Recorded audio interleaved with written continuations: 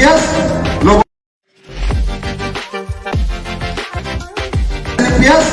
लोगों की जिंदगियां संवारने के लिए बनाई है, लोगों की जिंदगियां बदलने के लिए बनाई है। और मैं एसएलपीएस का एमडी नहीं हूं, ये सोच के बाजार में मत जाया करो।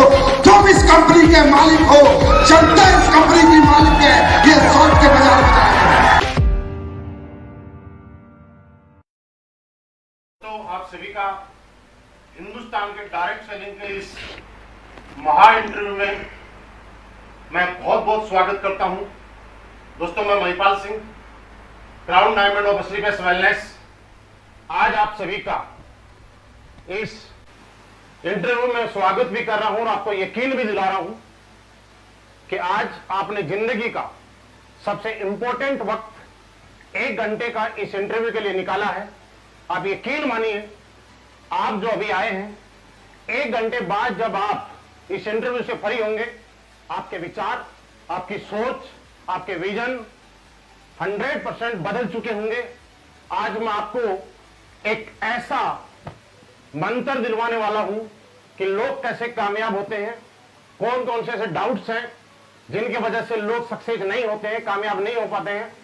दोस्तों, मुझे मालूम है आपका वक्त बहुत कीमती है, लेकिन इससे भी ज्यादा इंपॉर्टेंट बात मैं आपको यह बताना चाहता हूं कि इससे भी ज्यादा इंपॉर्टेंट, इस इंटरव्यू को आपको सुनने के बाद आपको ऐसा लगेगा आपके वक्त से भी ज्यादा कीमती आज का आपका 1 घंटा आपकी जिंदगी में, लाइफ में हमेशा रहेगा। ये यादगार 1 घंटा रहेगा। दोस्तों, पिछले 7 दिन से हम लोग प्रमोशन कर रहे थे। आप सारे लोग बेसब्री से संडे का 11 बजे का इंतजार कर रहे थे। सारे एसएलपीएस फाइटर ही नहीं, पूरे हिंदुस्तान के डायरेक्ट सेलिंग के जितने भी लीडर्स हैं, आज उन सब लोगों के लिए एक सुनहरा दिन है। क्योंकि दोस्तों, हमारी तमाम कोशिशों के बाद, बहुत ज्यादा रिक्वेस्ट के बाद, आज मैं आपके सामने किसी शख्स को नहीं, एक ऐसी शख्सियत को इनवाइट करने जा रहा हूं, आमंत्रित करने जा रहा हूं। मैं जानता हूं कि उनका टाइम, आप भी जानते हैं कि बहुत कीमती है, बहुत मुश्किल से उनका टाइम निकलता है, शेड्यूल बहुत बिजी है, लेकिन फिर भी वो हम लोगों से इतना प्यार करते हैं कि उन्होंने इस बिजी शेड्यूल में भी हमें टाइम देने का डिसीजन लिया, हमारी मांग को सुना और आप सभी की और मेरी भी रिक्वेस्ट पे उन्होंने हमारा इन्विटेशन स्वीकार करा। जी हां दोस्त, मैं अभी आपको मिलवाने जा रहा हूं हिंदुस्तान की fastest growing company SLPS wellness के CEO and MD mister Sanjeev Kumar sir को। दोस्तों, हम सारे लोग मिलकर वेलकम करते हैं। Please welcome SLPS wellness CEO and MD mister Sanjeev sir. Sir, आपका स्वागत है। सर नमस्कार, आपका स्वागत है आज हमारे इंटरव्यू में। हमारे दर्शक पिछले 7 दिन से वेट कर रहे थे। आज मेरा भी सौभाग्य है और आपका भी, हम सभी लोगों का सौभाग्य है कि आज आपसे 1 घंटे तक हम बहुत कुछ सीखने वाले हैं, जिससे हमारी जिंदगी में आमूल परिवर्तन आएंगे। Sir please. Thank you Mahipal ji. तो नमस्कार सभी देखने वाले सभी दर्शकगण को, बहुत बहुत नमस्कार। सर, आपका बहुत बहुत स्वागत है। पिछले 7 दिन से जैसे ही हम यहाँ पे प्रमोशन कर रहे थे जी, लोगों ने बहुत सारे सवाल किए, बहुत सारी चीजें आपके पास जानने चाहते हैं। मैं तकरीबन 2000 से ज्यादा सवाल आए थे, सभी के सवाल तो नहीं ले पाया क्योंकि इतने कम टाइम में सबके सवाल लेना थोड़ा मुश्किल है। लेकिन उसके बाद भी मैंने तमाम ऐसे सवाल लोगों के यहाँ पे लिए हैं जिनके आज आपको जवाब देने ही होंगे, क्योंकि जनता जानना चाहती है। और आप में से भी बहुत सारे लोगों ने जो जो मेरे से सवाल किए हैं, मैं उनका जवाब जरूर आपको दिलाऊंगा। दोस्तों, सबसे पहले शुरुआत करते हैं। हमारे एक लीडर है, एसोसिएट है, मुझे नहीं मालूम, मेहताब सिंह चौहान किसी का नाम है। वो ये जानना चाहते हैं सर के बारे में कि सर पहले क्या करते थे, कैसे थे, कहां से आए, कैसे डायरेक्ट सेलिंग में आए। सर, हम ये जानना चाहते हैं कि आप इस इंडस्ट्री में आने से पहले क्या किया करते थे, आपका इस इंडस्ट्री के अंदर आने से पहले किस प्रोफेशन में आप काम करना चाहते थे, आप कहां से हैं, इस बारे में थोड़ा सा आप बताएं। तो सबसे पहले तो नमस्कार सभी दर्शकगण को एक बार फिर। तो महिपाल जी, मैं रहने वाला हूं अपना गाजियाबाद डिस्ट्रिक्ट, और मोदीनगर वहाँ पर एक सिटी है, उसके पास एक गांव है छोटा सा खंजरपुर। बचपन में पढ़ाई लिखाई करने के बावजूद, क्योंकि मेरे पापा आर्मी में थे, तो उनसे इंस्पिरेशन मुझे मिला और मैंने आर्मी ज्वाइन करी। और आर्मी में ही मैंने पहले जॉब की है, आर्मी में मैंने काम किया है और पढ़ाई लिखाई अपना नॉर्मल की है। उसके बाद मैंने आर्मी ज्वाइन कर ली थी, तो मेरा मतलब पहले मैं आर्मी में था। सर बिल्कुल आपने बहुत बढ़िया बताया कि आज के टाइम में हमारे समाज में एक धारणा है कि किसी को अगर सरकारी नौकरी मिल जाए तो सरकार का दामाद बन जाता है, पहले सैलरी मिलती है, उसके बाद पेंशन मिलती है। इतनी अच्छी जॉब होने के बाद आज हिंदुस्तान की सबसे रेस्पेक्टेड जॉब में आर्मी का नाम आता है। उसके बाद भी आप इस डायरेक्ट सेलिंग इंडस्ट्री में आए, और आए ही नहीं, आपने अपना पूरा कैरियर इस इंडस्ट्री में लगा दिया। इसके पीछे से क्या वजह रही होगी? देखिए महिपाल सर, रियली जॉब वो भी आर्मी का बड़ा रिस्पेक्टेड जॉब है और हमने भी पूरा 15 साल दिए हैं। कश्मीर से कन्याकुमारी तक हमारी पोस्टिंगें रही हैं, बड़ा मजा आ रहा था जॉब में। लेकिन फिर भी होता ही है ना, इंसान की जो इच्छाएं हैं वो तो असीमित हैं। तो ऐसी कुछ इच्छाएं हमारी थी, और कुछ अगर हम अपनी इच्छाओं का दमन कर लें तो बच्चों की कुछ इच्छाएं थी, बच्चे कुछ अच्छी जिंदगी जीना चाहते, तो फिर कोई ना कोई दूसरा सोचा कि कोई ऐसा काम इस दुनिया में है अगर हमारे लायक, तो ट्राई करेंगे, बच्चों के सपने पूरे करेंगे। तो फिर अचानक जयपुर के अंदर एक दोस्त थे, वो ले गए किसी डायरेक्ट सेलिंग कंपनी के प्रोग्राम में, और वहां पर मैंने देखा मान सम्मान, रिस्पेक्ट, पैसा। सबसे बड़ी बात है, मैंने वहां पर ये देखा कि हमारे जैसे लोग कामयाब हैं। हमारे जैसे मीन्स मतलब आम आदमी जो 10वीं पास है, 12वीं पास है, या BA है, या ग्रेजुएट है, काफी लोग वहां पर पैसे वाले मैंने देखे। मैं काफी इंस्पायर हुआ। और इस इंडस्ट्री की खासूसियत मुझे सबसे ज्यादा जो लगी वो ये लगी कि यहाँ पर कोई भी व्यक्ति जिसके पास डेडिकेशन है, हिम्मत है, मेहनत है, जज्बा है, सपने है, कोई भी कामयाब हो सकता है।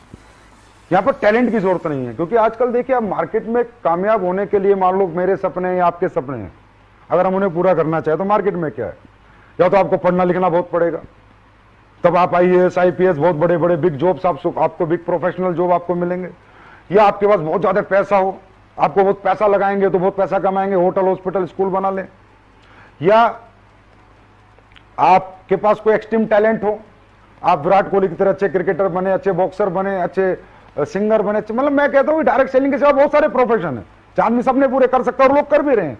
लेकिन क्या वो खासूसियत हर आम आदमी में होती है? क्या वो टैलेंट, वो पढ़ाई लिखाई, वो पैसा?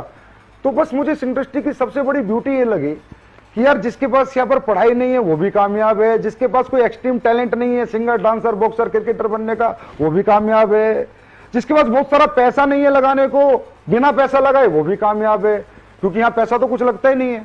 जब पैसा नहीं लगता तो कोई रिस्क नहीं है यहाँ पर। उसके बाद इस काम में करने में जो सिस्टम है कंपनियों के, डायरेक्ट सेलिंग के जो सिस्टम है कंपनीज के, एजुकेशन सिस्टम, वो बड़ी मदद करते हैं किसी भी आम आदमी को कामयाब करने के लिए। अगर वो नहीं भी काम करना जानता तो भी उसे काम करना सिखा देते हैं और उससे कामयाब कर देते हैं। और सबसे बड़ी बात है कि मर्जी का काम है, मेरी मर्जी में आज करूं ना करूं, 2 दिन ना करूं, तीसरे दिन करूं। और सबसे जो ब्यूटीफुल मुझे इसकी ब्यूटी लगी, बड़ी ब्यूटी, वो था महिपाल जी पैसिव इनकम, कि एक बार मेहनत कर ली जाए जोर लगा के और जिंदगी भर बैठ के खाया जाए। तो ये कुछ ऐसी ब्यूटीज है जो मुझे नजर आई, इसलिए मैंने इंडस्ट्री चुनी, क्योंकि मेरे जैसा व्यक्ति मुझे लगता है यहीं पर कामयाब हो सकता था। 1-2 लोगों ने सवाल किया है, जिनका नाम है अमित शंकर, PM पटेल। ये बात ये पूछते हैं कि सर ये पावर हमें और आप सबको समझ में आती है, लेकिन आज हमारा समाज और लोग, आम लोग, इस इंडस्ट्री को लेकर नेगेटिव क्यों? बहुत बढ़िया। क्या नाम बताया आपने जिन्होंने सवाल पूछा है? अमित शंकर है, एक PM पटेल है। तो अमित शंकर जी, PM पटेल जी, आपका सवाल बहुत जेन्युइन है और बहुत रियल सवाल है, और इस सवाल का जवाब अपने अपने एक्सपीरियंस के अनुसार हर व्यक्ति अपने अनुसार देगा। लेकिन जो मैंने सीखा है अपने इस जीवन में, जो समझा है डायरेक्ट सेलिंग में, वो ये है कि अगर समाज किसी चीज के प्रति नेगेटिव है तो 100% वहां कुछ तो नेगेटिव रहा होगा। क्योंकि मुझे जीवन में ये सिखाया गया है, या मैंने अपने जीवन के एक्सपीरियंस से अपनी उम्र में ये देखा है, इस उम्र में, कि समाज इंसान को बनाता है और समाज इंसान को गिराता है। अगर समाज किसी सरकार के प्रति पॉजिटिव है तो वहां सरकार बना देता है, और समाज अगर किसी सरकार के प्रति नेगेटिव है तो सरकार को गिरा देता है। अल्टीमेटली हर कामयाबी की जो वजह है, हर सक्सेस की जो वजह है, वो समाज है। समाज चाहे तो कोई स्कूल चला देता है, समाज चाहे तो फ्लॉप कर देता है, समाज चाहे तो किसी फिल्म को हिट कर देता है, समाज चाहे तो फ्लॉप कर देता है। इसका मतलब सब कुछ तो समाज ही है। अब समाज डायरेक्ट सेलिंग को लेकर नेगेटिव है, आप बिल्कुल अपनी जगह सही है और सही कह भी रहे हैं, तो मुझे ऐसा लगता है कि डायरेक्ट सेलिंग ने कुछ ना कुछ तो ऐसा होता होगा कि जिससे लोग नेगेटिव हैं। तो महिपाल जी, उसके लिए एक छोटी सी मैं अपना एक्सपीरियंस शेयर करना चाहूंगा। डायरेक्ट सेलिंग जो बिजनेस है महिपाल जी, इसको लोग सोचते हैं कि ये कुछ अलग बिजनेस है। ये ऐसा कुछ भी नहीं है। ये समाज क्यों नेगेटिव है, इसका आपके इस क्वेश्चन का आंसर मेरी थोड़ा सा डायरेक्ट सेलिंग के एक्सपीरियंस में नॉलेज शेयर करूंगा तो आपको अपने आप ही मिल जाएगा। डायरेक्ट सेलिंग इंडस्ट्री जो है, ये कोई स्पेशल इंडस्ट्री नहीं है, कुछ अलग नहीं है। ये बेचने का एक तरीका है, एडवांस वर्जन ऑफ सेलिंग। जैसे दुनिया में पहले कैसे बिकता था, एक आदमी दुकान खोलता था, सुबह आता था, अभी भी खोलते हैं, 12 घंटे अपनी दुकान के अंदर आके माल बेच के निकल जाता था। उसी गली उसी मोहल्ले में बिकता था जहां उसकी दुकान थी। फिर किसी व्यक्ति ने एक एडवांस आइडिया, एडवांस वर्जन लाया फ्रेंचाइजी कॉन्सेप्ट का। फ्रेंचाइजी कॉन्सेप्ट, फ्रेंचाइजियां खोल खोल के एक आदमी ने एक जगह से पूरी दुनिया में फ्रेंचाइजियां खोल दी। पूरी दुनिया में फ्रेंचाइजियां खोल दी तो उसका माल एक जगह बैठ के पूरी दुनिया में बिकने लगा। फिर एक आदमी आइडिया लाया कि यार मैन टू मैन सेलिंग भी हो सकती है, मैन टू मैन भी आदमी प्रोडक्ट बेच सकता है, मैन टू मैन भी आदमी चीजों को प्रमोट कर सकता है। तो इसे कहते हैं direct selling, man to man selling. तो ये जो मैन टू मैन सेलिंग है, इसका वर्जन है, इसका स्वरूप है डायरेक्ट सेलिंग। अब जिस आदमी ने बनाया, उसने किस लिए बनाया था? उसने महिपाल जी इसलिए बनाया था, प्रोडक्ट की वजह से बनाया था। प्रोडक्ट बेचने के लिए बनाया था, कुछ ऐसे करने के लिए नहीं बनाया कि भाई कुछ भी बेचो, हवा बेचो। क्योंकि फ्रेंचाइजी से क्या बिकता है? प्रोडक्ट। दुकान से क्या बिकता है? प्रोडक्ट। डायरेक्ट सेलिंग में क्या बिकता है? प्रोडक्ट। तो उसने एक इंडस्ट्री बनाई कि जहां पर एक आदमी एक प्रोडक्ट खरीदेगा, अगर उसको प्रोडक्ट अच्छा लगेगा तो उसको शेयर करेगा, ना कि बेचेगा। क्योंकि डायरेक्ट सेलिंग के अंदर सेल्समैन नहीं आते, एमबीए बीबीए करे हुए मार्केटिंग वाले लड़के नहीं आते। डायरेक्ट सेलिंग में समाज का एक आम आदमी आता है। एक बूढ़ा भी हो सकता है, एक मां भी हो सकती है, एक बहन भी हो सकती है, एक यंगस्टर भी हो सकता है। उसने कोई मार्केटिंग की स्टडी नहीं की, मार्केटिंग नहीं सीखी, उसे नहीं पता प्रोडक्ट कैसे बेचना है। तो डायरेक्ट सेलिंग जो बिजनेस बनाता, ये शेयरिंग बिजनेस बनाता, सेलिंग बिजनेस नहीं बनाता कि आप कोई प्रोडक्ट खरीदें, अगर आपको अच्छे रिजल्ट आए तो आप उसको शेयर करें। अब उसके बाद ये बिजनेस पिछले 100 साल से पूरे वर्ल्ड के अंदर है। हिंदुस्तान में 96 और 98 में आया। 96-98 में जो कंपनियां इसे लेके आई, बड़ी अच्छी कंपनियां थी, बिल्कुल इथिकल प्रोडक्ट के साथ ये बिजनेस लेके आई। इंडिया के अंदर उन्होंने शुरुआत करी, बहुत अच्छा रिस्पॉन्स इंडिया में मिला। मतलब गांव गांव लोग डायरेक्ट सेलिंग में जुड़े। 96 में 98 की बात कर रहा हूं महिपाल जी। अब जब ये रिस्पॉन्स उन कंपनियों को मिला तो ऐसा लगा कि हाँ, हिंदुस्तान के अंदर बहुत बड़ा पोटेंशियल है इस इंडस्ट्री का और बहुत लोगों को एम्प्लॉयमेंट मिलेगा। लेकिन आपको पता है कि हर असली चीज के साथ एक नकली चीज साथ में आती है। हर ओरिजिनल के साथ डुप्लीकेट वर्जन जरूर आता ही आता है। तो जो ओरिजिनल स्वरूप वो लोग लेके आए कंपनी में, अगर आपको वो नाम नहीं लेना चाहूंगा, 2 कंपनी इंडिया की थी, एक इंडिया की एक बाहर की, जिन्होंने इथिकल डायरेक्ट सेलिंग को जन्म दिया अच्छे प्रोडक्ट के साथ। अब जब लोगों ने देखा कि इन कंपनियों की इतना पोटेंशियल है, इन कंपनियों में इतने लोग जुड़ने लग गए, एकदम आतंक मच गया, क्या धंधा आ गया, पैसे कमाने का धंधा आ गया। तो फिर डुप्लीकेट लोग मार्केट में आए और डुप्लीकेट लोगों ने एक चीज देखी, एक उन्होंने आइडिया लिया या कह सकते हो मार्केट का सर्वे किया कि हिंदुस्तान में तो पैसा कमाने का तरीका दे दो तो ही लोग जुड़ जाते हैं। तो उन लोगों ने क्या किया, उन लोगों ने कुछ कंपनियों से सीखा। जैसे एक बाहर की एक कंपनी आई थी, गद्दा बेचती थी, 80,000 का गद्दा 2001-2 में। तो हमारे इंडिया के लोगों ने कहा, जो इंडिया के जो डायरेक्टर बने, बाद में कंपनियां बनी, कि यार 80,000 का गद्दा बिक जाता है 2001 में, उस मंदे जमाने में, तो इसका मतलब हिंदुस्तान में लोग कुछ भी खरीद सकते हैं। क्योंकि हिंदुस्तान की एक मजबूरी है, हिंदुस्तान में अनएम्प्लॉयमेंट बहुत है, एक बात, और हिंदुस्तान इमोशनल कंट्री है, यहां रिलेशन बिकते हैं, रिश्ते बिकते हैं, प्रोडक्ट नहीं बिकते। तो उन लोगों ने क्या किया, जो इथिकल डायरेक्ट सेलिंग शुरू हुई थी, अच्छे प्रोडक्ट बेच के अच्छे पैसे कमाने की शेयरिंग इंडस्ट्री जो शुरू हुई थी, उन्होंने उसको साइड हटाया और कुछ भी हवा ले आए। कोई ऑनलाइन कंप्यूटर एजुकेशन ले आया, कोई वेब स्पेस ले आया, कोई गद्दे ले आया, कोई कपड़े ले आया, ऐसे ऐसे प्रोडक्ट लेके आए जो किसी के काम के नहीं थे। और फिर उन्होंने लोगों के इमोशंस और रिलेशन की ताकत से उन्हें बेचा और कंपनियों ने पैसा बनाया, लीडरों ने भी पैसा बनाया। लेकिन वो पैसा कंपनियों लीडर बनाते गए पर समाज का एक बहुत बड़े वर्ग को नेगेटिव करते गए। कैसे? फॉर एग्जाम्पल, आपने किसी ऐसी कंपनी में जुड़ गए जिसके product no need, no use, no worth के हैं, ना आपके काम के हैं, ना आपकी जरूरत के हैं। और कोई व्यक्ति आपको एक लालच देता है कि 2 बनाओगे तो इतने मिलेंगे, 4 बनाओगे तो इतने मिलेंगे, और आपने पैसे दे दिए। इस तरह 100 लोगों ने पैसे दे दिए। सर, दुनिया की कोई भी डायरेक्ट सेलिंग कंपनी में अगर 100 लोग जुड़ते हैं महिपाल जी, तो काम 10 ही करते हैं। चाहे हमारी कंपनी में जुड़े, चाहे एमवे में जुड़े, चाहे मोदी केयर में जुड़े, चाहे वेस्टीज में जुड़े, जितनी भी कंपनियों में जुड़े, काम 10 ही लोग करते हैं, 90 लोग सिर्फ प्रोडक्ट के यूजर होते हैं।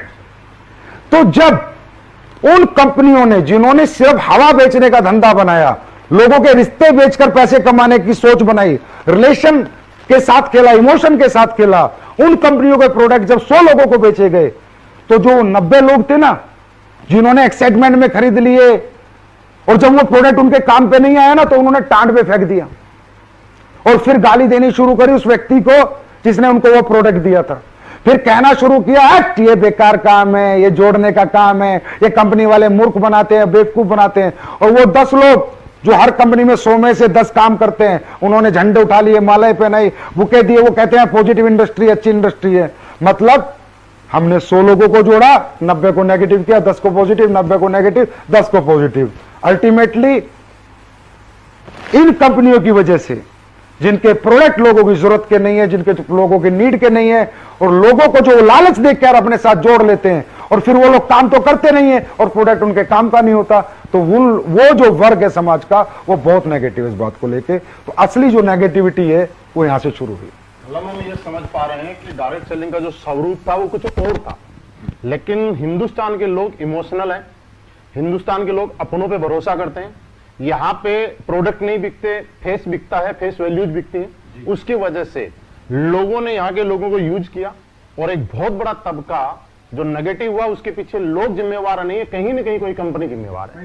जैसे कि आपने देखा होगा, हिंदुस्तान में धनलक्ष्मी यंत्र, बजरंगबली यंत्र, शनि यंत्र, क्या क्या बिक जाता है। इमोशनल लोग हैं, समझ, बेचारे बहुत सीधे साधे लोग हैं। मामा भांजे के पास गया, भांजा खरीद लेता है, चाचा भतीजे के पास गया, भतीजा खरीद लेता है, वो उसे खरीदता है सर, उसकी विश्वास को, उसके यकीन को खरीदता है, उस रिश्ते को खरीदता है, प्रोडक्ट को नहीं खरीदता। और ये जो कंपनियां हैं जो गलत तरह के प्रोडक्ट लेके आई थी, इन्हें कहते हैं नेगेटिव प्रोडक्ट। अभी नेगेटिव प्रोडक्ट की एक लिस्ट है, जो नेगेटिव प्रोडक्ट लेके आई थी, उन्होंने रिश्तों से खेला, और इस तरह क्या हुआ कि 100 लोग अगर किसी कंपनी में जुड़े तो 90 नेगेटिव हैं। और सर, ये 20 साल से ये काम चल रहा है, तो आप ये मान लीजिए कि समाज का हर एक आदमी किसी ना किसी कंपनी का जला हुआ है। हाँ, ये बात सही है कि डायरेक्ट सेलिंग के बारे में हम लोग किसी को बात करते हैं, तो जब लोगों से बात होती है तो वो लोग बोलते हैं कि दूध का जला छाछ भी फूंक फूंक के पीता है, लेकिन यहाँ तो छाछ के जले हुए बैठे हैं, वो क्या फूंक के पिए। लेकिन आगे मैं बात बढ़ाते हुए आपसे पूछना चाहूंगा, जैसा आप बोल रहे थे कि मार्केट नेगेटिव नहीं था, लोग समाज नेगेटिव नहीं था, कुछ नेगेटिव प्रोडक्ट्स थे जो no need, no worth, no use के थे, जिसकी वजह से मार्केट में नेगेटिविटी आई।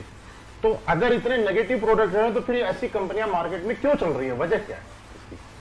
अब ये बहुत अच्छा क्वेश्चन है। मुझसे भी कई लोग बोलते हैं कि सर, आप बात करते हो इन कंपनियों के बारे में, इस तरह से बताते हो कि इथिकल डायरेक्ट सेलिंग नहीं करते, लीगल नहीं है। सर, ये कंपनियां इसीलिए चल रही है क्योंकि जब तक दुनिया में रिश्ते चलते रहेंगे, बाप बेटे का रिश्ता खत्म नहीं होगा, भाई बहन का रिश्ता खत्म नहीं होगा, मामा भांजे का खत्म नहीं होगा, चाचा भतीजे का खत्म नहीं होगा, वो यकीन, वो विश्वास जब तक बना रहेगा, जब तक ये कंपनियां चलती रहेगी। दूसरी बात, जब भी इन कंपनियों में कोई आदमी पहली बार सेमिनार देखने जाता है, उसे क्या पता, वो तो देखता है स्टेज के ऊपर, अरे भाई ये करोड़पति, ये अरबपति, मोटिवेशन मिलता है उसे, कहता भाई मैं भी बन जाऊंगा, फिर वो पैसे दे देता है बेचारा वहां पर। उसे क्या पता कल तेरे साथ क्या होगा, तुझे मार्केट से रिस्पॉन्स मिलेगा या नहीं मिलेगा, उसे नहीं पता ना, मार्केट से कल रिस्पॉन्स मिलेगा या नहीं मिलेगा, कल तेरे साथ क्या होगा। तो वो व्यक्ति वो उनके मोटिवेशन के जंजाल में फंस के वहां पर घुस जाता है, और पहली बार होता है। देखिए सर, मैं एक बात बताना चाहता हूं, और जितने लोग सुन रहे हैं इस बात को बड़ा ध्यान से सुने। जो भूखा आदमी होता है ना, यहां पर कौन आते हैं डायरेक्ट सेलिंग में, कौन आते हैं? Middle class, lower middle class, upper middle class, ये सब भूखे होते हैं, इनके पास सपने होते हैं। इन्हें किसी भी कंपनी का पहली बार जिंदगी में जो प्रोग्राम देखते हैं ना, ये उससे इंस्पायर होकर जुड़ जाते हैं। भूखे आदमी को आप कच्ची रोटी दे दो, पकी रोटी दे दो, आधी पकी कच्ची दे दो, बेचारा खा लेता है। लेकिन जब समझदारी आती है तो समझ में आता है कि ये 5-6 साल ये जो तूने मोटिवेशन के चक्कर में निकाले, ये जो इन कंपनियों के चक्कर में निकाले, ये आडंबर में निकाले, फिर बहुत लेट हो जाता है। और वो एक कहावत है, when you understand the game of your life you are too old to play. वो 5-6 साल उसके बर्बाद हो जाते हैं। तो ये एक बहुत बड़ा रीजन है कि पहली बार लोग आते हैं और इस मोटिवेशन के जंजाल में फंस के बाद में जब तक उन्हें बेचारों को समझ आती है तब तक समय उनका बीत चुका होता है। कि पहले आप असलीपेस वेलनेस से पहले किसी कंपनी में काम किया करते थे, मतलब डायरेक्ट सेलिंग किया करते थे, उसके बाद आपके मन में असलीपेस वेलनेस खोलने का विचार आया, कहीं इसके पीछे भी कोई ऐसी वजह तो नहीं रही कि आपका मन में भी पैसे बनाने का मकसद हो या लालच कहीं आपके मन में जाग गया हो, तो उसकी वजह से आपने डायरेक्ट सेलिंग को छोड़कर कंपनी खोलने का डिसीजन ले लिया? इसमें ना महिपाल जी एक सवाल मेरे पास भी आया था। वो सवाल ये था कि सर डायरेक्ट सेलिंग में लोग बहुत पैसे कमा लेते हैं, मर्जीज फरारी ले लेते हैं, लेकिन उसके बावजूद भी उनकी सोशल रिस्पेक्ट नहीं होती। तो वहां से मेरी कहानी वहीं से मैच होती है। तो मैं उन लोगों को जवाब देना चाहता हूं, बिल्कुल सही बात है कि डायरेक्ट सेलिंग के लीडर की सोशल रिस्पेक्ट नहीं है, जबकि होनी चाहिए। क्योंकि जो काम डायरेक्ट सेलिंग के लीडर करते हैं, लोगों को कामयाब करते हैं, लोगों को नॉलेज देते हैं, टैलेंट देते हैं, मोटिवेट करके रखते हैं, नाकामयाब को कामयाब बनाते हैं। मैं तो ये कहूंगा डायरेक्ट सेलिंग का लीडर से बड़ा धर्मात्मा इस धरती के ऊपर दोस्तों कोई नहीं है, चाहे वो किसी भी कंपनी का डायरेक्ट सेलर हो। क्योंकि भैया दान करना एक दिन कर सकते हो, अनाथ आश्रम में एक दिन दान कर सकते हो, मंदिर में एक दिन दान कर सकते हो, मस्जिद में एक दिन दान कर सकते हो, लेकिन दुनिया का सर्वोपरि दान है किसी नाकामयाब को कामयाब करना। और ये डायरेक्ट सेलिंग के लीडर्स करते हैं। तो क्या इनको सोशल रिस्पेक्ट मिलनी चाहिए, नहीं मिलनी चाहिए? तो आवाज आती है मिलनी चाहिए। क्या मिलती है? बिल्कुल नहीं मिलती। फिर मैं वही कहूंगा क्यों नहीं मिलती। एक लड़के ने एक बिजनेस शुरू किया अपने गांव से। आदमी पहले कहां जाता है? रिश्तेदार और गांव वालों के पास जाता है जब भी किसी कंपनी में जुड़ता है। औरतों से ऐसा तो नहीं रोड चलते हुए किसी को प्लान दे देगा।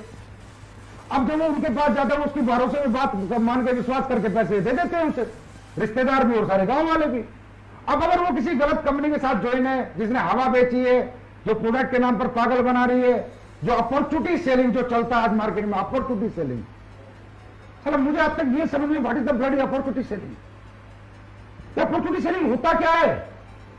ये हवा कहां बिकती है? अगर ये हवा बिकती तो Reliance, Ambani, Tata, Birla, Apple, Samsung, LG ये क्यों नहीं बेच रहे? ये क्यों 24 घंटे प्रोडक्ट की आरएनडी पे लगे रहते हैं? क्यों प्रोडक्ट पे फोकस करते हैं? रोज एडवांस वर्जन ऑफ प्रोडक्ट बनाते हैं, दिन रात मेहनत करते हैं, इतनी हजारों लाखों फैक्ट्रियां लगाते हैं। लेकिन डायरेक्ट सेलिंग की कुछ कंपनियों में बड़ा मजेदार एक डायलॉग है, अपॉर्चुनिटी सेलिंग। अरे भाई क्या होती है अपॉर्चुनिटी सेलिंग? मुझे आज तक समझ नहीं आया। तो वो अपॉर्चुनिटी सेलिंग वाली कंपनियों में जो बच्चा फंस जाता है, फिर वो अपने गांव को जोड़ देता है, अपने रिश्तेदारों को जोड़ देता है, वो 100 लोगों को जोड़ता है महिपाल जी, वो 10 लोग काम करते हैं, 90 लोग नेगेटिव हो जाते हैं। अब जो वो बच्चा BMW फरारी लेके आता है और अपने मामा के घर के आगे से निकलता है ना, तो सगा मामा बोलता है भांजे नहीं मिला था लूटने के लिए। सगी बुआ बोलती है भतीजे मुझे ही 15,000 डुबो के, 20,000 डुबो के, 10,000 डुबो के, 500 रुपए कमा के, 1000 रुपए कमा के तूने मेरा नुकसान करना था। ये गाड़ी है ना, तूने मेहनत से नहीं ली, लोगों को लूट कर ली है। और रियली वो कंपनियां उनके प्रोडक्ट जो इस तरह के बेचती हैं, वो रियली लोगों के रिश्तों से खिलवाड़ करके लोगों को लूट रही है। अब ये बताइए, जब साला रिश्तेदार ही हमारे खिलाफ हो गए, जब हमारे गांव के हमारे खिलाफ हो गए, तो भाई साहब सोशल रिस्पेक्ट करेगा कौन? इसका एक ही कारण है, हवा बेचना, अपॉर्चुनिटी सेलिंग। जो भी लोग अपॉर्चुनिटी सेलिंग करेंगे उनको कभी मार्केट में सोशल रिस्पेक्ट ना मिलती थी ना मिलेगी, ये मैं गारंटी देता हूं। और जो लोग ईमानदारी से अच्छे प्रोडक्ट बेच रहे हैं, जिनके प्रोडक्ट में रिजल्ट है, प्रोडक्ट गरीब आदमी के काम आ रहे हैं, गरीब आदमी रो नहीं रहा पैसे देके, पैसे लगा के उसकी आत्मा उसे बद्दुआ नहीं दे रही, उसकी आत्मा दुआ दे रही है, उनकी मैं बताता हूं महिपाल जी, इतिहास रचा एसलीपीएस वेलनेस के फाइटर्स ने, लीडर्स ने। और सबको बताता हूं, अभी देख लेना 15 अगस्त आ रहा है, हमारे फाइटरों को लोग झंडा फहराने के लिए बुलाते हैं, लीडर्स को। Yes sir. ये है सोशल रिस्पेक्ट। क्योंकि हमने अगर 100 लोगों को प्रोडक्ट दिया है ना सर, मैं सबकी 100 आउट ऑफ 100 की बात नहीं करता, पर 80% को रिजल्ट आता है, 20% को नहीं आता, तो हम 100 में से 80 को पॉजिटिव कर रहे हैं। तो ये मुहिम हमने 6 साल पहले चलाई। और दूसरी बात, एक आखिरी बात, मैं लीडर्स आपसे बात पूछना चाहता हूं, ये जो एक डायलॉग आता है आपके सेमिनार में, कोई भी अच्छी चीज अगर आप खरीदते हो तो 4 आदमी को बताते हो, आपको पैसे नहीं आते। कोई भी अच्छी चीज आप खरीदते हो, 4 आदमी को, कोई अच्छी पिक्चर देख के आते हो, 4 आदमी को दिखाते हो, पैसे नहीं आते। अरे मेरे भाई, इसमें एक लाइन है, अच्छी चीज खरीदते हो तब 4 आदमी को बताते हो। क्या कोई गलत फिल्म देखकर, फ्लॉप फिल्म देखकर कभी 4 आदमी को लेके गए? क्या गलत स्कूल में अपने बच्चों को पढ़ाया तो उस स्कूल को प्रमोट किया? क्या गलत डॉक्टर को खुद को दिखाया तो प्रमोट किया? तो मेरे भाई एक बात ध्यान में रखो, ये बात, गलत चीजें प्रमोशन में नहीं होती। मैन टू मैन एडवर्टाइजमेंट अच्छी चीजों का होता है। तो ये बात में ध्यान रखा करो कि अच्छी चीज खरीद के लाते हैं, और अच्छी चीज वो होती है जो लोगों के नीड की हो, लोगों के यूज की हो, लोगों के वर्थ की। बिल्कुल सर, हम इसी के पीछे थे कि डायरेक्ट सेलिंग करते करते मेरा सवाल कुछ बीच में रह गया कि आखिर ये कंपनी खोलने के पीछे वजह क्या रही होगी? महिपाल जी, डायरेक्ट सेलिंग करते करते मेरी अच्छी खासी टीम थी जिस भी कंपनी में मैं काम करता था, लेकिन मैंने पैसे कमाए थे, मैंने गाड़ी भी ली, मैंने बंगला भी लिया, मेरे पास अचीवमेंट भी थी, क्योंकि समझ सकते हो तो मैं एक्स्ट्राऑर्डिनरी टैलेंट यस सर। नहीं कहूंगा, मेहनत है मेरी, लेकिन जो लोग मेरे साथ थे ना उनका सक्सेस रेशियो बहुत कम था। मान लो मेरे पास 20,000 लोग थे ना, तो उसमें मात्र 20 ही आदमी पैसे कमा रहे थे। ओके। तो जब नीचे वाले बच्चे पैसे नहीं कमा रहे थे और जिनकी हाल लगती थी ना, कोई कमरा लेके कहीं पड़ा है, कोई कमरा ले, एक लड़का था, मैं नाम नहीं बताऊंगा, तो उस लड़के ने मुझे फोन किया कि गुरुजी मैं कमरा लेके रहता हूं और जो मैं प्रोडक्ट बेचता हूं लोग मेरे मुंह पे फेंक के चले जाते हैं और मेरे को 5 साल हो गए, मैं अभी तक कुछ नहीं कमा पाया। तो वो चीज मुझे दर्द दिया, एक बात। दूसरी बात, जिन लोगों को मैंने प्रोडक्ट बेचे थे, जहां भी मैं काम करता था, मैंने बीमे में बहुत बेचे थे, तो जिन लोगों ने मुझसे बीमे लिए उनमें चाचा, फूफा, मामा, रिश्तेदार, साला, साली बहुत लोग थे। तो जब उनकी 4 साल हुए और पैसा लेने गए, 60,000 उन्होंने जमा किया तो उन्हें 30,000 रुपए मिले। 60,000 के 30,000? 30,000, क्योंकि नेगेटिव प्रोडक्ट था ये, मान लो आप। ऐसी पॉलिसियां थी जो किसी काम की नहीं थी, सिर्फ हवा बेची थी हमने। तो अब जब हम गाड़ी वाले बन गए, बंगले वाले भी बन गए, तो जिस गली से निकलते हमारे रिश्तेदार बोलते हुए हमें लूट के तूने गाड़ी ले ली, हमें बर्बाद करके हमारे 30,000 डुबो के हरामजादे तू आज बंगले में घूम रहा है, अगर तुझे 1,000 रुपए चाहिए तो भीख मांग लेता। तो उन चीजों से मैं इतना निराश हो गया, इतना हताश हो गया। एक तो लोग नाकामयाब, मेरे साथ 20-30,000 लोग थे, उनमें बहुत कम कामयाब। एक जो मैंने कमाया तो नाम नहीं कमाया, सम्मान नहीं कमाया, पैसा आया लेकिन सोशल रिस्पेक्ट मेरी गायब हो गई।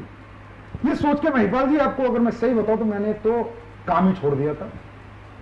मैंने डायरेक्ट सेलिंग को 2012-13 में रिजाइन ही कर दिया था, 12 में। मतलब इस इंडस्ट्री से आप आउट हो गए थे? हाँ, हमेशा के लिए। मैं आपको रियल बताऊं, मैं मतलब मेरा दिल उब गया, मैं कैसा लगा घटिया काम नहीं करना, क्योंकि हमें ना पता क्या सिखाया गया था कि बुरी चीजें बेचकर अच्छे पैसे कमाए जा सकते हैं।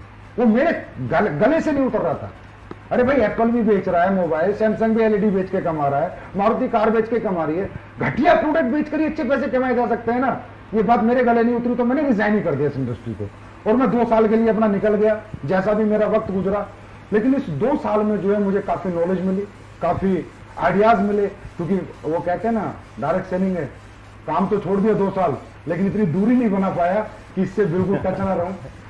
ये कहते हैं प्लास्टिक का कीड़ा है ना मरता। हाँ, मार्केट में एक ऐसा लोग बोलते हैं कि एक बार जिसके अंदर एक कीड़ा घुस गया वो छोड़ नहीं सकता, चाहे कुछ भी हो जाए। हाँ, तो मैं छोड़ नहीं पाया। तो मैंने फॉरेन कंट्रीज में बात, यूएसए वगैरह के कुछ लोग मुझसे जुड़ गए थे, कनाडा के कुछ लीडर जुड़ गए थे, तो डिस्कशन होने लगा।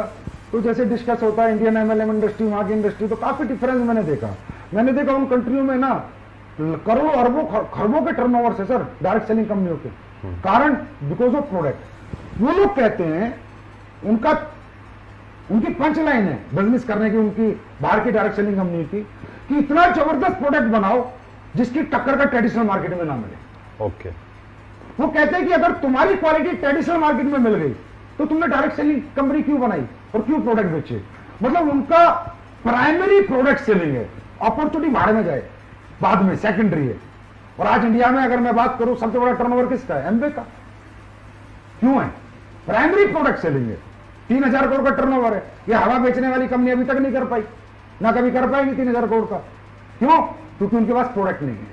तो बाहर जब मुझे ये नॉलेज मिली कि इथिकल डायरेक्ट सेलिंग करी जा सकती है अगर प्रोडक्ट आपका ऐसा हो कि जिसकी टक्कर का प्रोडक्ट ट्रेडिशनल मार्केट में ना हो, आप डंके की चोट पे अपना प्रोडक्ट बेच सको और लोगों को कह सको कि तू हमारी कंपनी से ले, बाजार में तुझे इस क्वालिटी का प्रोडक्ट। मतलब एक बार अगर उस कंपनी का प्रोडक्ट किसी ने यूज किया तो जिंदगी भर वो दीवाना हो जाए उस प्रोडक्ट का। रीपरचेज करे, बार बार हमें याद करे, जिस आदमी ने प्रोडक्ट दिया उसकी इज्जत करे, उसको रिगार्ड करे, उसको दुआएं दे, उसे बददुआएं ना दे।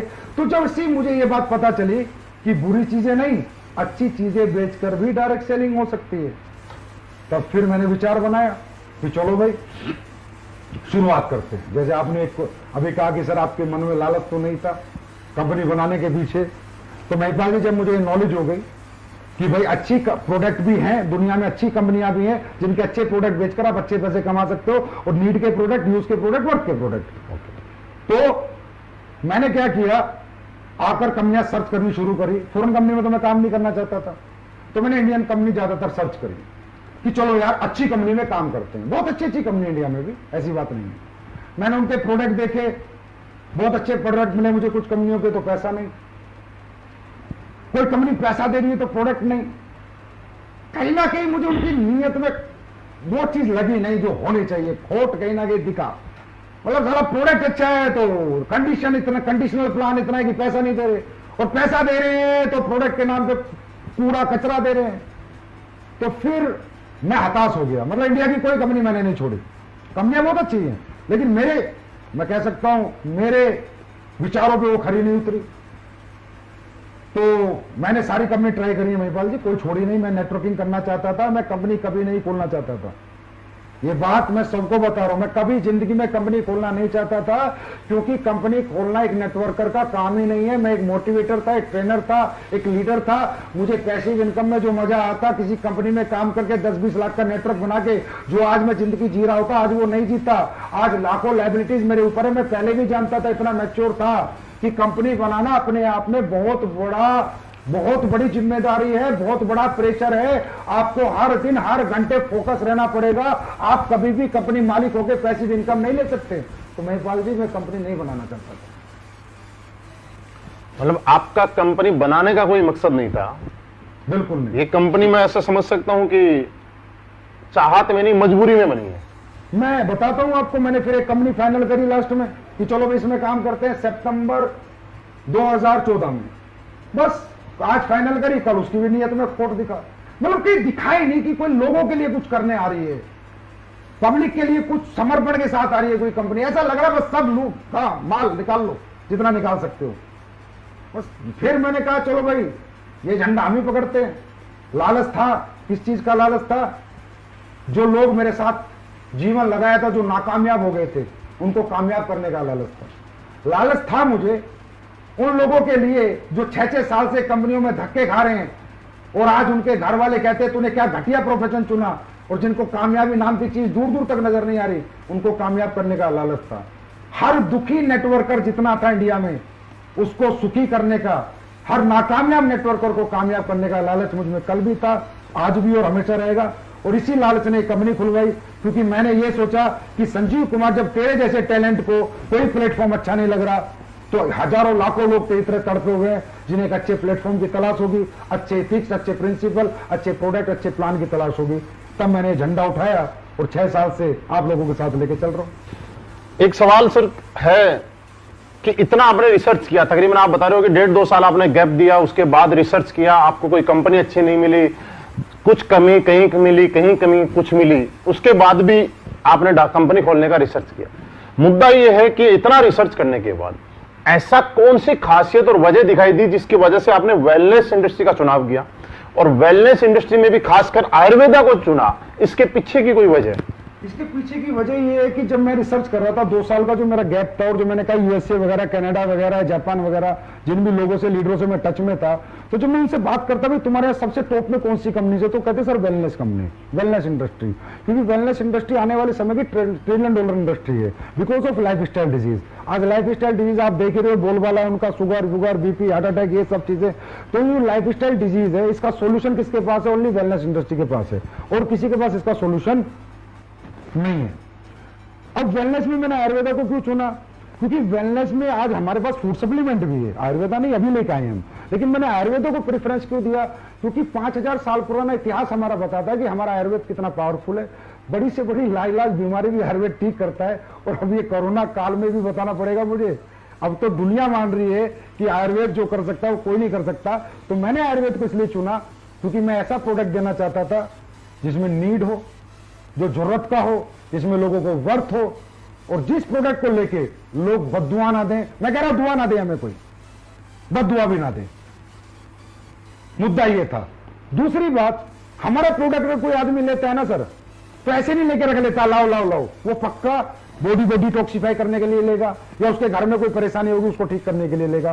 कहने का मतलब हम चिपकाते नहीं है, हम जरूरत पैदा नहीं करते, लोगों को जरूरत होती है, वो प्रोडक्ट हम देते हैं। तो आयुर्वेद जो कर सकता है, जो चमत्कार, वो आप हमारे YouTube पे जाके हमारे टेस्टिमोनियल देख सकते हैं कि मैंने आयुर्वेद चुना तो आज उसने क्या चमत्कार किए, क्या रिजल्ट दिए। और आयुर्वेद को कल तक तो मैं चिल्ला चिल्ला के बोलता था सर, आज तो पूरा वर्ल्ड बोल रहे हैं। सर ये आगे सवाल है, एक मुकेश कुमार भी है, एक राजेंद्र कुमार जी हैं।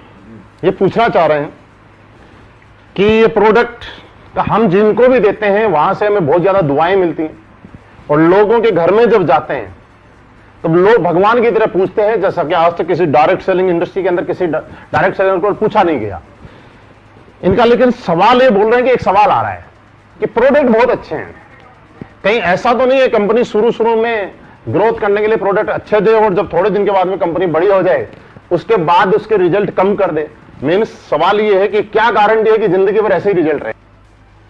9 नवंबर 2014 को शुरुआत हुई थी, शुरुआत तब हुई थी, आज तो 6 साल हो चुके हैं।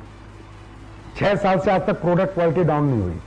देखिए सर, जिस कंपनी का बेसिक प्रोडक्ट हो, जिसका बेसिक क्वालिटी हो, अगर प्रोडक्ट में मैं कल कॉम्प्रोमाइज करता हूं, क्वालिटी कॉम्प्रोमाइज करता हूं, और जिसने भी आज तक किया है उसका ग्राफ ऊपर नहीं गया, उसका ग्राफ नीचे गया है।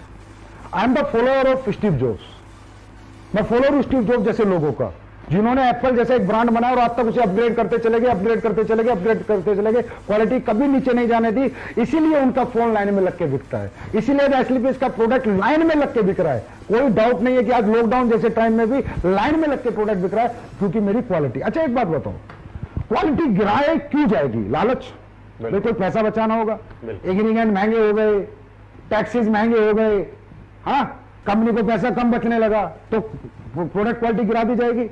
ऐसे गिराते होंगे लोग। बिल्कुल। देखो हर आदमी का अपना अपना बिजनेस मॉडल है, बिजनेस मेंटेलिटी है हर आदमी की। हर आदमी, आपने देखा होगा एक लखानी की चप्पल भी बनती है, रिबॉक की चप्पल भी बनती है। बिल्कुल। रिबॉक का ग्राहक भी है और लखानी का ग्राहक भी है। तो मेरे प्रोडक्ट की जो क्वालिटी है वो मैं इसलिए मेंटेन करता हूं हमेशा, क्योंकि मुझे पता है मुझे आज जो भी कुछ बनाया है एसलीपीएस आज जहां भी पहुंचे क्वालिटी कैसे पहुंची। अब मुझे लालच आ गया, टैक्स बढ़ गया, कोई अभी जैसे आप देख रहे हो अश्वगंधा, गिलोय और अपना काढ़ा और अपना मुलेठी, सुन रहे होगे आप, रोज टीवी पे आता है, टीवी पे डेली आ रहा है। रेट बढ़ गए इनके, लोगों ने दुगने रेट कर दिए। मार्केट है, हिंदुस्तान है, लेकिन मैंने अभी तक रेट नहीं बढ़ाए जब तक मैं मजबूर ना हो जाऊं। लेकिन मैंने पानी भी नहीं मिलाया। मैं ये सोचता हूं पानी मिलाने से अच्छा, क्वालिटी गिराने से अच्छा पैसे बढ़ा दो ना भाई। अरे पब्लिक या तो एक्सेप्ट करेगी, रिजेक्ट करेगी, कोई फर्क नहीं पड़ता।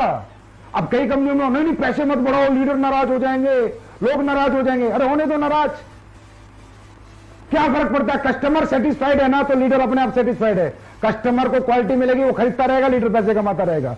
मैं लीडरों की नाराजगी कभी नहीं देखता कि लीडर कहां नाराज होंगे कहां नहीं होंगे। मैं ये देखता हूं कस्टमर नाराज नहीं होना चाहिए। अगर कस्टमर नाराज है तो लीडर खुश रह ही नहीं सकता। और कस्टमर कब खुश रहेगा? जब उसको क्वालिटी प्रोडक्ट मिलेगा, उसको रिजल्ट आएगा। मैं मतलब शॉर्टकट में बताता हूं जी, अगर मुझे कभी ऐसा लगा तो मैं रेट बढ़ा दूंगा, लेकिन क्वालिटी नहीं गिराऊंगा। सर एक लक्ष्मण ढूकिया जी हैं जो सवाल पूछते हैं कि सर जब मार्केट में जाते हैं तो बार बार एक चीज आती है और कुछ दूसरी कंपनी के लोग भी उनको ये बोलते हैं कि सर एसलीपीएस वेलनेस के प्रोडक्ट महंगे बहुत हैं, इतने महंगे क्यों हैं? भाई देखो ये सवाल मेरे सामने भी बहुत आता है। अब इसका जवाब मैं ऐसे कैसे दूं कि भाई प्रोडक्ट महंगे किए गए हैं, मैंने किए हुए हैं? नहीं, ऐसा नहीं है। इसको ध्यान से समझना, मैं सभी जितने भी लोग सुन रहे हैं ध्यान से समझिए। प्रोडक्ट हमारा महंगा है 100% मैं मानता हूं, लेकिन इसके पीछे कुछ लॉजिक फैक्टर्स हैं, कारण है इसके पीछे। इसके पीछे वो एमएलएम के मालिक वाली सोच नहीं है कि वो बस कुछ भी बनाओ, घोलो पोलो, आईडी में दो निकालो, 2 आदमी जोड़ो और लोगों को बोल दो पैसा कमाओ। नहीं, इसके पीछे है कस्टमर सेटिस्फेक्शन। सर हमारे प्रोडक्ट के लिए मैं कह सकता हूं सबसे महंगा पर सबसे अच्छा। यस, सबसे महंगा सबसे अच्छा। ये महंगा क्यों बनता है? इसके पीछे रीजन लोग जानना चाहेंगे, जानिए आप लोग। और आप लोग इसे सर्च करेंगे, आजकल गूगल बाबा है सारी नॉलेज देने के लिए। हर प्रोडक्ट में एक रॉ मटेरियल डलता है। अब रॉ मटेरियल की सोर्सिंग सबकी अलग अलग है। कोई एक्सट्रैक्ट से ही प्रोडक्ट बनाते हैं, एक्सट्रैक्ट खरीदते हैं। मान लो एक एग्जांपल देता हूं, अश्वगंधा का एक्सट्रैक्ट अगर आप 1 किलो खरीदोगे महिपाल जी तो 1200 रुपए किलो मिलेगा। 1200 रुपए किलो एक्सट्रैक्ट। रेशो मिलेगा 4:1, मतलब 4 kg अश्वगंधा का 1 kg एक्सट्रैक्ट है, 1 किलो एक्सट्रैक्ट है, और वो आपको कह रहा है जी 1200 रुपए में। ठीक है। और अगर आप अश्वगंधा को जड़ से खरीद के लाओगे तो रेट है 700 रुपए। अच्छा, 700 जड़ का। वो कह रहा है जी 250 रुपए होना चाहिए। मैंने 700 रुपए का पाउडर बनाया है और मैं 1200 में दे रहा हूं। 2800 रुपए का 4 किलो का, 700 इंटू 4 किलो 2800, और मैं 1200 कैसे दे रहा भाई? या तो बैंगन की जड़ मिला रहा है, या उल्टी सीधी चीजें मिला रहा है, भूसा मिला रहा है, और रसगंधा का पाउडर दे रहा है। अब जो कंपनी प्रोडक्ट बनाती है उन्हें मजा आ रहा है, उन्हें 1200 रुपए किलो का अश्वगंधा मिलता है, डीएम वाटर मिलता है, बनाती हैं, प्रोसेसिंग करती है, बोतल भरती है, भेज देती है बाजार में। अश्वगंधा है नहीं, उसका नाम है। नहीं, अश्वगंधा है पर बहुत नाम आधी मात्रा में, आधी से भी कम मात्रा में मिलावटी। एक्सट्रैक्ट। हम लोग एक्सट्रैक्ट यूज नहीं करते। ओके। सबसे पहले हमारा प्रोडक्ट इसलिए महंगा होता है। कोई भी व्यक्ति हमारे फैक्ट्री में जाए, जयपुर में फैक्ट्री है, जाके देखे, हम एक्सट्रैक्ट यूज नहीं करते, हम रो हब्स यूज करते हैं। अब रो हब्स जो लोगों को 1200 में मिल रही है, जितनी भी कंपनी काम कर रही है सबको 1200 में मिल रही है, मुझे 2800 में मिल रही है। मेरा आंवला है, मेरा आंवला मध्य प्रदेश जंगलात से आता है। जंगली आंवला मैं यूज करता हूं। मैं ये आंवला जो आपका बाजार में बिकता है यूज नहीं करता, मैं जंगली आंवला यूज करता हूं। बाजार का आंवला 100 रुपए किलो है तो जंगली आंवला 400 रुपए किलो है। जिनसिंग है, जिनसिंग आप फैक्ट्री में किसी को भी भेजिए, अचानक भेजिए, अकस्मात भेजिए, किसी को भी बोला जाके निरीक्षण कर छापा मारे स्लीपेस की फैक्ट्री पे। एक कोरिया की जिनसिंग है जो 2500 रुपए किलो आती है, एक चाइना की जिनसिंग है, एक एग्जाम्पल है रेट का, 1000 रुपए किलो आती है। हम कोरिया की जिनसिंग यूज करते हैं।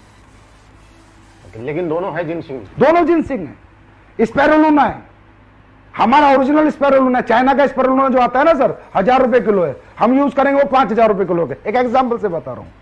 हमारा raw material quality upper level का है और रो है, रो हब्स यूज करते हैं। उन हब्स को हम उबालते हैं, फिर जड़ से लेके पूरा फल तक उसका काढ़ा निकालते हैं, फिर प्रोसेसिंग करते हैं, तब हम चीज बनाते हैं। तो प्रोसेसिंग, रो मटेरियल क्वालिटी, ये सबसे ज्यादा इफेक्ट होती है। एक एग्जांपल देता हूं, सब लोग सुनो, कोई एमडी इतना सच नहीं बोलेगा। तुलसी बाजार में आप किसी भी कंपनी से बनवाओ, तुलसी 20-25 रुपए में बना के दे देगा विद बोतल पैक। मेरी तुलसी का बिल, कोई भी आके मेरे पास आके देखे, मेरा बिल, मेरी जो कॉस्टिंग शीट है फैक्ट्री की, हमारी 75 रुपीज है। 75 रुपीज हमारी मैन्युफैक्चरिंग कॉस्ट है तुलसी की, तो मैं 308 में बेच रहा हूं। लोगों की तुलसी 20 रुपए में विद पैकिंग बन रही है। आप पूरी इंडिया की किसी भी सप्लायर से ले लो, 20 रुपए में डब्बा पैक करके तुलसी दे देगा। मेरी तुलसी की कॉस्टिंग है ना वो 75 रुपए है, और कोई भी आगे देख सकता है वो। अब क्यों है? अब बाजार की तुलसी के 10 बूंद और मेरी तुलसी का 1 बूंद। बिल्कुल है।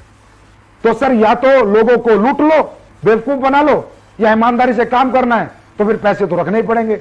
अब 75 की तुलसी और 25 की तुलसी में 5 गुना का फर्क हो गया महिपाल जी, 3 गुना का। तो मैं सर्वाइव कैसे कर जाऊं उस रेट पे बेच के? अगर आप चाहते हो उस रेट पे बेचूं तो मुझे कचरा बनाना पड़ेगा, मुझे पानी मिलाना पड़ेगा, घटिया प्रोडक्ट बनाने पड़ेंगे, वो मैं मरते दम तक नहीं बना सकता। तो सबसे महंगा सबसे अच्छा।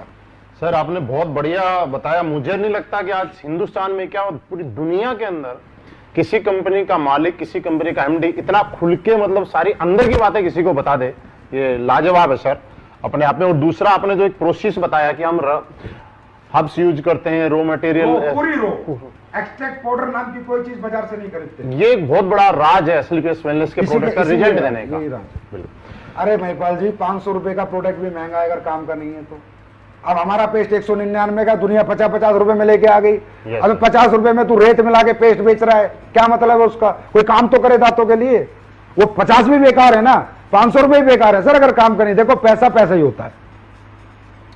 अगर उसके यूज में आ गया तो पैसा वसूल हो गया, अगर यूज नहीं आया तो कम पैसा भी बेकार है।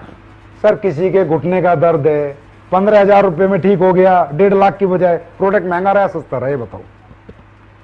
किसी का हार्ट का ब्लॉकेज खुल गया, 20,000 रुपए के हमारे प्रोडक्ट लेके, प्रोडक्ट महंगा रहा सस्ता रहा, बहुत सस्ता रहा। किसी का 90% लीवर खत्म है, वो हमारे प्रोडक्ट से लीवोडॉग से ठीक हो गया, प्रोडक्ट महंगा रहा सस्ता रहा। अगर देखा जाए तो दुनिया का सबसे सस्ता प्रोडक्ट है ना वो एसलीपीएस के पास है, जो लाखों का काम मात्र चंद रुपयों में लोगों का हो जाता है। तो दुनिया का सबसे अच्छा और लोगों के लिए सबसे सस्ता प्रोडक्ट अगर मैं कहूं तो एसलीपीएस के पास। सर एक मनीष महिला जी हैं जो ये पूछना चाह रहे हैं कि हम डॉक्टर्स नहीं है, ना हमारे पास डॉक्टरी का कोई लाइसेंस है, क्या बिना लाइसेंस के हम इस प्रोडक्ट को प्रमोट कर सकते हैं? बिल्कुल बेच सकते हो, धुआंधार बेच सकते हो। ओटीसी प्रोडक्ट होते हैं, ओवर टू काउंटर प्रोडक्ट दो तरह के होते हैं, प्रिस्क्रिप्शन ड्रग्स होती है, प्रिस्क्रिप्शन मेडिसिन होती है, ओटीसी होती है। जैसे वीको वज्रदंती बाजार में आप खरीदने जाओगे तो उस पर भी सेफ आयुर्वेदिक प्रोप्राइटरी मेडिसिन मिलेगा, जिसे हर परचून का दुकानदार बेच रहा है। अब परचून का दुकानदार डॉक्टर तो नहीं है। च्यवनप्राश आप कंपनियों को लेने जाओगे तो उसमें सेफ आयुर्वेदिक प्रोप्राइटरी मेडिसिन मिलेगा, जिसे हर एक दुकानदार बेच रहा है, हर गली मोहल्ले का दुकानदार बेच रहा है। अब वो डॉक्टर तो नहीं है। ओटीसी कैटेगरी का प्रोडक्ट कोई भी किसी को भी प्रमोट कर सकता है भारत सरकार के कायदे और नियम के अनुसार। हाँ, जो प्रिस्क्रिप्शन ड्रग्स है, जैसे वटी है, भस्में हैं, उस तरह के बहुत से प्रोडक्ट आयुर्वेद में होते हैं जो हम लोग नहीं बनाते, उन्हें हम कहेंगे क्लासिकल मेडिसिन। क्लासिकल मेडिसिन दोस्तों हम प्रमोट नहीं कर सकते, सेफ आयुर्वेदिक प्रॉपर्टी हम सब प्रमोट कर सकते हैं, और पूरी हिंदुस्तान की सारी कंपनियां कर रही हैं। ये सब आपके सामने। मतलब ये प्रोडक्ट हम आराम से किसी भी ओवर टू काउंटर इसको कहते हैं, ओटीसी प्रोडक्ट जी। सर, यहां तक आपका सेशन के बाद एक मेरा सवाल है, और ये सवाल बहुत अच्छा सवाल है। आज असलीपीएस वेलनेस का फाइटर, या मैं भी, हम किसी को भी अपने प्लान के बारे में जब बताते हैं तो सामने वाला ज्वाइन करे या ना करे, किसी को 5 साल का एक्सपीरियंस है, 10 साल का एक्सपीरियंस है, फिर भी एक चीज पे सल्यूट करके जाता है कि उस आदमी को सलाम करते हैं जिस आदमी ने प्लान बनाया है। मतलब लोग बहुत ज्यादा इंप्रेस हैं इस प्लान को, और वो एक चीज बोलते हैं कि ये प्लान नहीं है, ये हिंदुस्तान डायरेक्ट सेलिंग की कंपनियों का निचोड़ का एक प्लान है। मैं ये जानना चाहता हूं, इस प्लान का आइडिया आपके दिमाग में कैसे आया? भाई वही बात है, जिसने किया होगा कर्म उसको ही पता होंगे अपने धर्म। तो मैंने कर्म किए थे, डायरेक्ट सेलिंग की थी। मैं कोई वो तो नहीं हूं इंडस्ट्रियलिस्ट की आगे सीधा डायरेक्ट सेलिंग कंपनी खोल ली। तो जो दर्द, जो तकलीफें मुझे हुई थी, जैसे फॉर एग्जांपल हम लोग पैसे कमाते थे तो जितने आते थे उतने खर्चा हो जाता था। Yes, sir. 2-2 साल तक हमारे घर वाले पूछते थे भाई क्या कमाया, तो हम बोलते थे रुक जाओ बस आने वाला है। उस ना तो वो कभी आया ना हम कभी रुके, तो आखिर में घर वाले नेगेटिव हो जाते थे, परेशान हो जाते थे। क्योंकि देखो एक डायरेक्ट सेलर का खर्चा तो होता है, इसमें कोई डाउट नहीं है, खर्चा तो होता है। आपने दिवाली बोनस सुना है? हाँ, मतलब आदमी पूरी साल की तनख्वाह को इतनी वैल्यू नहीं देता जितनी दिवाली बोनस को देता है। बिल्कुल, बिल्कुल। और दिवाली बोनस से वो बच्चों की 100% गिफ्टें लेके आता है। घर में कुछ ना कुछ खुशियां आती हैं। बस यही मैंने सोचा कि एक जो हम सेल्स इंसेंटिव देते हैं यार, ये तो खर्चा हो जाए लोगों का, पर सेल्स परफॉर्मेंस बोनस बच जाए, लोगों का बोनस बच जाए। तो आज हमारी कंपनी में क्या है, 300 की टीम भी बनाता है ना तो 1.5-2 लाख घर दे देता है। तो आज हमारी कंपनी की ग्रोथ का कारण क्या है कि घर वाले बच्चों के साथ आ गए। वो कहते हैं अरे वाह बेटा 6 महीने में तूने 2 लाख दे दिए, 6 महीने में 1.5 लाख दे दिए। और जहां हम काम करते थे सर, हम 2-2 साल 2 रुपए नहीं दे पाए। उल्टा हमारी तो बीवी ये कहती थी कि बर्बाद करने के लिए तूने काम शुरू किया है, क्योंकि हमने तो अपना फंड में निकाल के लगा दिया था। तो ये कारण है। दूसरा अपने फैमिली ट्रिप वगैरह सर, वो देखे ऐसा है, वही बात है जिसने कि कर्म वो जानता है तकलीफें। जब हम रात को काम करके 12 बजे आते थे तो खाना गरम बीवी देती थी, जब हम उठते थे बच्चे स्कूल चले जाते थे। तो कहीं ना कहीं फैमिली का बहुत बड़ा रोल होता है। अब हमें तो कंपनियां घुमा रही है, थाईलैंड जाओ, दुबई जाओ, स्विट्जरलैंड जाओ, फलानी जगह जाओ।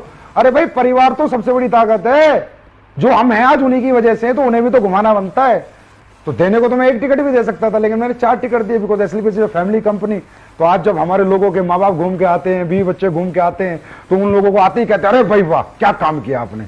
तो हमने सबको इसलिए घुमाया कि लोगों, उनकी बीवी और बच्चों को लगे कि तुम्हारा पिता या तुम्हारा पति रियली कोई दुनिया की नंबर 1 डायरेक्ट सेलिंग कंपनी में काम करता है, और ये काम सबको करना चाहिए। किसी ने सवाल पूछा है कि हम यहाँ पे करियर लगाना चाहते हैं, लेकिन ये जानना चाहते हैं कि क्या ये मैथमेटिकली कैलकुलेटेड है जिससे कि अपना करियर यहाँ पे लगाया जा सके। देखिए बिल्कुल, जिसने भी सवाल पूछा बहुत जेन्युइन सवाल है। अगर कंपनी को अगले 100 साल तक चलना है, 200 साल तक चलना है, 500 साल तक चलना है, तो सिर्फ फिगर से काम नहीं चलेगा। मैथमेटिकली कंपनी को 100% कैलकुलेट होना पड़ेगा।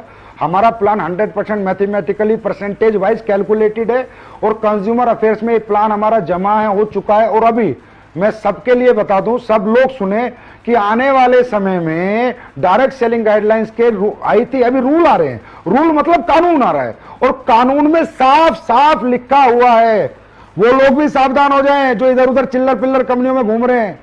साफ साफ लिखा है कि मैथमेटिकली कैलकुलेशन आपको रूल्स आने के बाद अपने पेपर्स जमा जब आप कराओगे तो आपको देना पड़ेगा, परसेंटेज वाइज आपको पैसा बांटना पड़ेगा। आप कुछ भी नहीं लिख के दे सकते 1000 रुपए का पेयर दे रहा हूं, 2000 का दे रहा हूं, 5000 यहां मिलेंगे, नहीं, मैथमेटिकली लाना पड़ेगा, क्योंकि ये तो रूल्स में है सर। और हमें आज एसलीपीएस एक ऐसा ब्रांड है जहां जिसकी तरफ सरकार भी इज्जत से देखती है कि हाँ अच्छे लोग अच्छा काम करते हैं, तो हम सरकार के खिलाफ भी काम नहीं कर सकते। तो सीधी सी बात है, सरकार ही मैथमेटिकली मांग रही है तो हमें मैथमेटिकली में आना है। हम आ चुके हैं और हमेशा रहेंगे भी। जिंदगी जीने में उतार चढ़ाव बहुत आते हैं, कभी चढ़ाव भी होता है, कभी उतार भी होता है, लेकिन वजह क्या है कि एसलीपीएस वेलनेस लास्ट 6 साल से एक एक्सपोनेंशियल ग्रोथ पे चल रही है। इसकी वजह कोई आप किस चीज को मानते हैं? इसकी वजह हम आपको मानते हैं। नहीं, ये तो सिर्फ आपका बड़प्पन है। इसकी वजह हम जनता को मानते हैं, जनता जनार्दन को मानते हैं, हाथ जोड़ के प्रणाम करते हैं। वो कस्टमर हमारे जो खुश हैं और वो लीडर जो हमारे खुश हैं, और वो प्रोडक्ट हमारे जिन्होंने वो रिजल्ट दिए मार्केट में, जिससे आज ये इज्जत मान सम्मान आपका प्यार मिलता है और हर दिन हम आगे बढ़ते हैं। मेरे के मतलब रोंगटे खड़े हो रहे हैं बताते हुए कि जब लॉकडाउन शुरू हुआ था, जिस सेल पे हम थे, पिछले हफ्ते हमने वो सेल क्रॉस कर दी। अब इसे क्या बताऊं मैं, अब कई बार तो मुझे भी समझ नहीं आता कि ये कैसे हो रहा है। लगता है महाकाल बाबा है, भगवान या अल्लाह खुदा गॉड वाहेगुरु कर रहे हैं और लोग कर रहे हैं। और अचीवर्स टेस्टिमोनियल हैं, उनसे भी ग्रोथ है कि जो लोग बेचारे कहीं कामयाब नहीं हुए थे वो 2-2 साल में कामयाब हो गए, उन्हें देख के भी ग्रोथ है। और प्रोडक्ट के रिजल्ट सबसे बड़ा हमारा ग्रोथ का कारण है, क्योंकि कस्टमर जब दुआ देगा ना सर किसी भी कंपनी को, तो उसके लीडर भी और वो कंपनी भी दोनों फलेंगे और फूलेंगे। कस्टमर की दुआ बहुत जरूरी है। सर एक सवाल है, आज एसलीपीएस वेलनेस में जितने भी अचीवर हैं, मैक्सिमम लोग फ्रेशर हैं, और दूसरा बहुत सारे लोग ऐसे हैं जो पहले से किसी न किसी डायरेक्ट सेलिंग इंडस्ट्री में काम किया करते थे। लेकिन वजह क्या है कि एक लंबे टाइम तक एक डायरेक्ट सेलर ने दूसरी कंपनी में, किसी भी अदर कंपनी में काम करने के बाद वो कामयाबी नहीं ले पाया, जिसके कंपेयर 6 महीने के अंदर वो यहाँ पे अपना वजूद बना पाया और एक बहुत बड़ा रिकॉर्ड बना पाया। ऐसा क्या है? देखिए, सबसे पहले तो किसी भी कंपनी में जो काम करते थे ना, मैं वो कहूंगा जो झोलर कंपनी है, जिनका मतलब हिसाब किताब ही हवा बेचने का है ना, उनके लिए लोग सावधान हो जाएं। भाई मैं एक बात कहता हूं, पैसे ही कमाने हैं ना तो किसी अच्छी कंपनी में काम कर लो भाई, हमारी में मत करो, किसी और में कर लो। अच्छे प्रोडक्ट बेचो यार। कम से कम ये तो सोचो, तुम्हारा बाप सीने के 2 बटन खोल के बाजार में निकले कि मेरा बेटा BMW लेकर आया है तो दुनिया का भला करके लाया, मर्सिडीज लेकर आया दुनिया का भला करके लाया। ये तो ना कहे तुम हमारे बाप को माँ को लोग, अरे तेरे बेटे ने पूरा गांव लूट लिया, पूरा शहर लूट लिया, ऐसे घटिया प्रोडक्ट बेचे, ऐसे घटिया चीजें बेची जो आज हमारे लोगों के किसी काम की नहीं है। तो मेरा कहने का मतलब है, पहले तो उन लोगों के लिए मैसेज है, भाई अपनी इज्जत से बड़ा पैसा नहीं होता, अपने माँ बाप के सम्मान से बड़ा सम्मान नहीं होता, तो अच्छी सम्मानित कंपनियों में काम करो, बहुत अच्छी कंपनी, मेरी में मत आओ, किसी और में चले जाओ, लेकिन अच्छी कंपनियों में जाओ।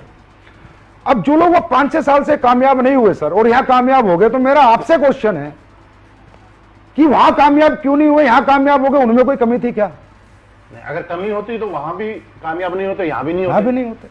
मतलब कमी उनमें नहीं थी, कमी प्लेटफॉर्म में थी, कमी प्रोडक्ट में थी, कमी पे आउट में थी, कंपनी मैनेजमेंट में थी, कंपनी ट्रेनिंग सिस्टम में थी, कंपनी लीडरशिप में थी। वो सारी चीजें उन्हें यहां पर मिली। उनको यहां पर देखो, डायरेक्ट सेलिंग में लीडर पैसा कब कमाएगा? जब कस्टमर उसके प्रोडक्ट को प्रमोट करेगा, ना कि नेटवर्कर।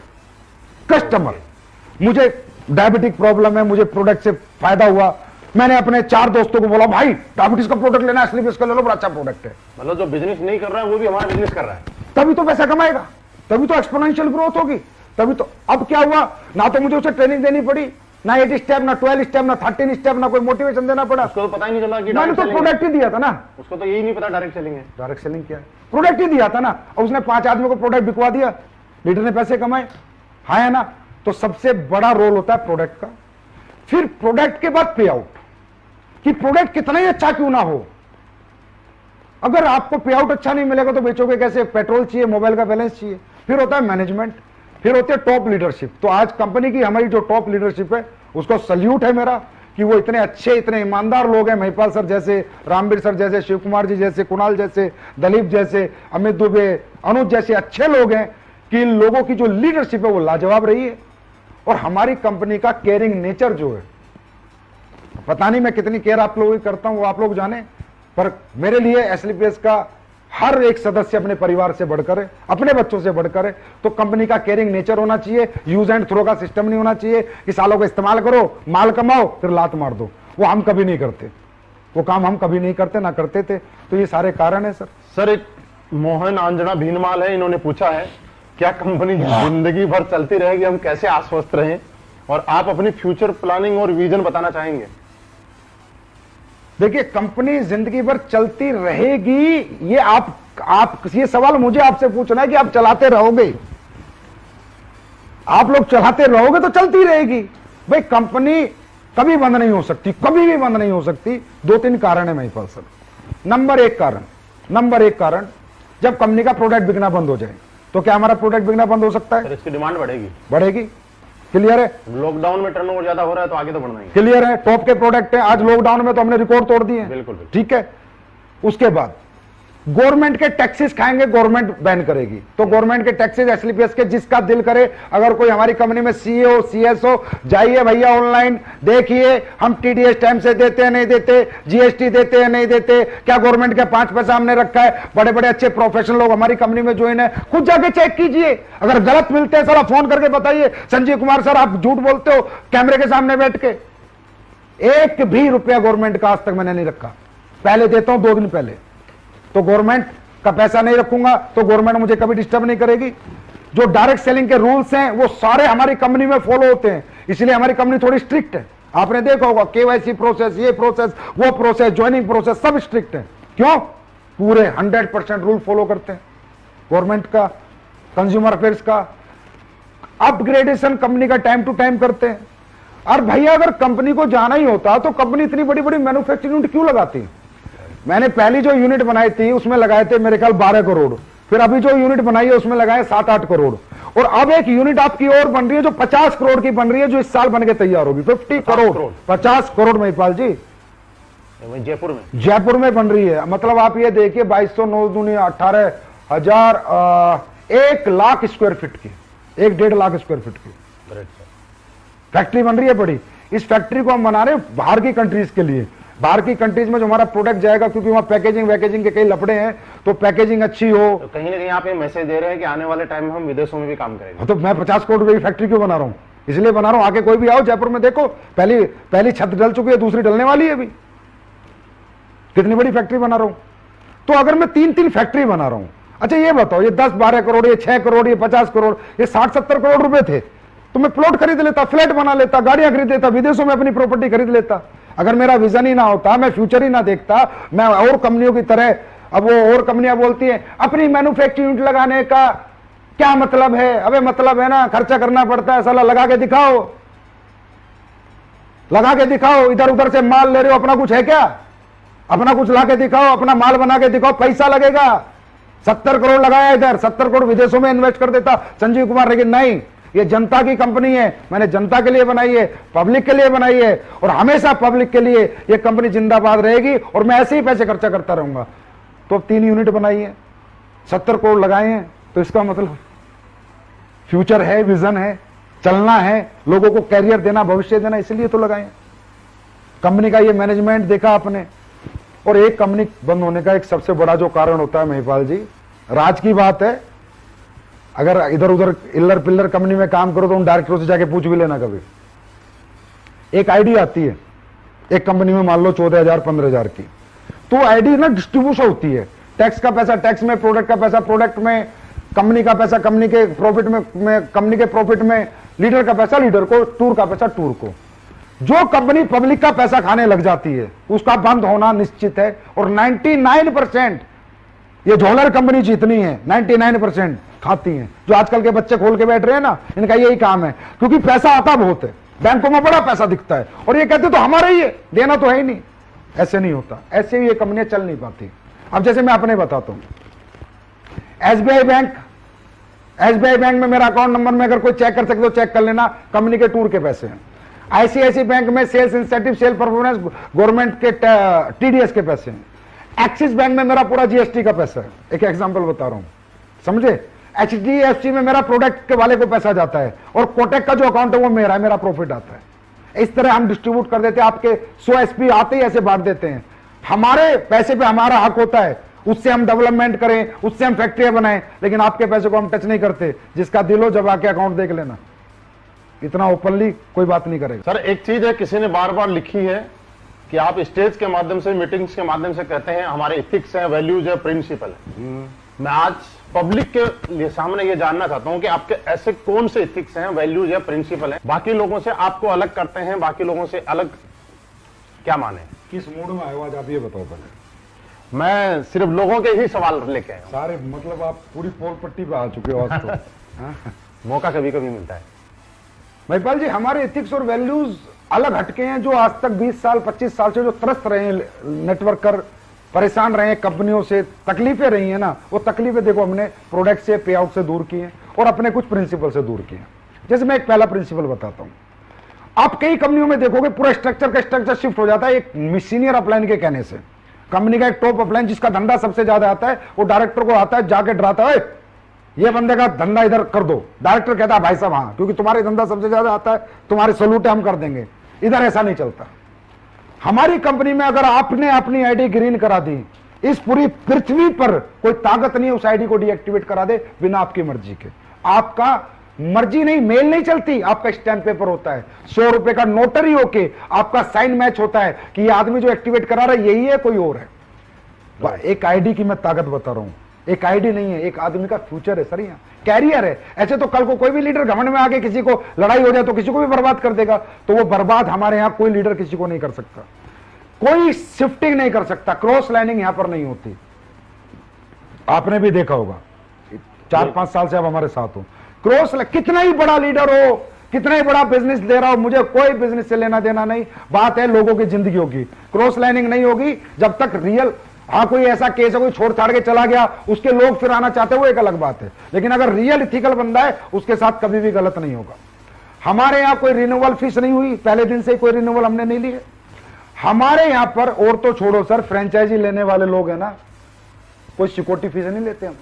अच्छा, हाँ जी। और फ्रेंचाइजी के एग्रीमेंट में ये लिखते हैं कि भाई तेरा प्रोडक्ट बिकता है तो ठीक, नहीं बिकता तो 1 साल बाद देके जा, पैसे लेके जा। 5 पैसा लायबिलिटी एसलीपीएस वेलनेस पे हिंदुस्तान में कोई नहीं कह सकता। ये हमारे एथिक्स हैं। हमारे एथिक्स हैं कि अगर आप हमारी कंपनी छोड़ के भी चले जाते हो तो भी हम आपको फोन करके आपका सारा बचा हुआ पैसा देते हैं।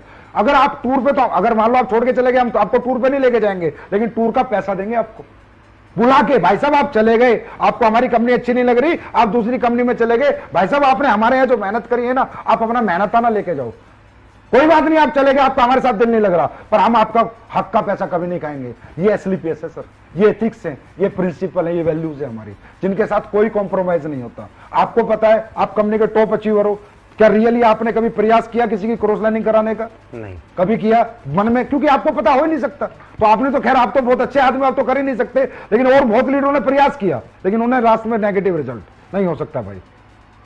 अगर किसी के 2 लाख चल गए और वो भैंस भी चराएगा ना, तो भी हमारे यहां से चेक जाता है। और कंपनियों में क्या होता है, लीडर आते हैं आगे बोलते हैं सर वो तो भैंस चरा रहा, उसके 2 लाख चल रहे, पैसे आ रहे, इसकी आईडी बंद करो, इसको ऐसे करो। हम बोलते हैं भाई जब वो आया था ना तो तुमने यही कहा था कि अगर तेरे 2 लाख चल गए तो तेरी जिंदगी बदल जाएगी। अब बेचारे की बदल गई तो यार तुम्हें क्या तकलीफ है? तो दोस्तों निश्चिंत रहो, आपकी आईडी आपकी है, इसे कोई भी हिला नहीं सकता। एक संजय कुमार है, एक मनीष जयपुरी है जो पूछते हैं आज एसलीपीएस की कॉपी मार्केट में बहुत आ रही है उनके बारे में क्या कहना चाहेंगे आप? देखो आप यहां तक कि लोगो भी बना रहे हैं उसमें भी कॉपी, फोल्डर बना रहे हैं उसमें भी कॉपी, डब्बे का डिजाइन बना रहे हैं उसमें भी कॉपी। भैया तो मान ले भाई हम हिट हो गए, है ना। कॉपी किसकी होती है? जिसमें कुछ होता है, जिसमें कुछ होता है, ओरिजिनल है हम। देखिए कॉपी करने वालों को मैं सलाह दूंगा कि आप अपने खुद के आइडियाज लाएं, ऐसे आप बड़े नहीं बन पाएंगे, आप लोगों का फ्यूचर खराब कर लेंगे, लोगों की जिंदगियां खराब कर देंगे। आप वही खेल खेलेंगे जो आज तक 20 साल से लोग खेलते रहे और डायरेक्ट सेलिंग इंडस्ट्री बदनाम होती रही, क्योंकि आप लोगों ने भागना ही भागना है। अब नहीं तो क्योंकि हमारी कॉपी हो नहीं सकती महिपाल जी। पहली बात, हमारी कॉपी करने के लिए 4-4 मैन्युफैक्चरिंग यूनिट लगाओ, हमारी कॉपी करने के लिए हमारी प्रोसेसिंग लाओ, हमारी कॉपी करने के लिए हमारे प्रोडक्ट में क्वालिटी लाओ, वो क्वालिटी दो जो हम देते हैं, दे के दिखाए कोई।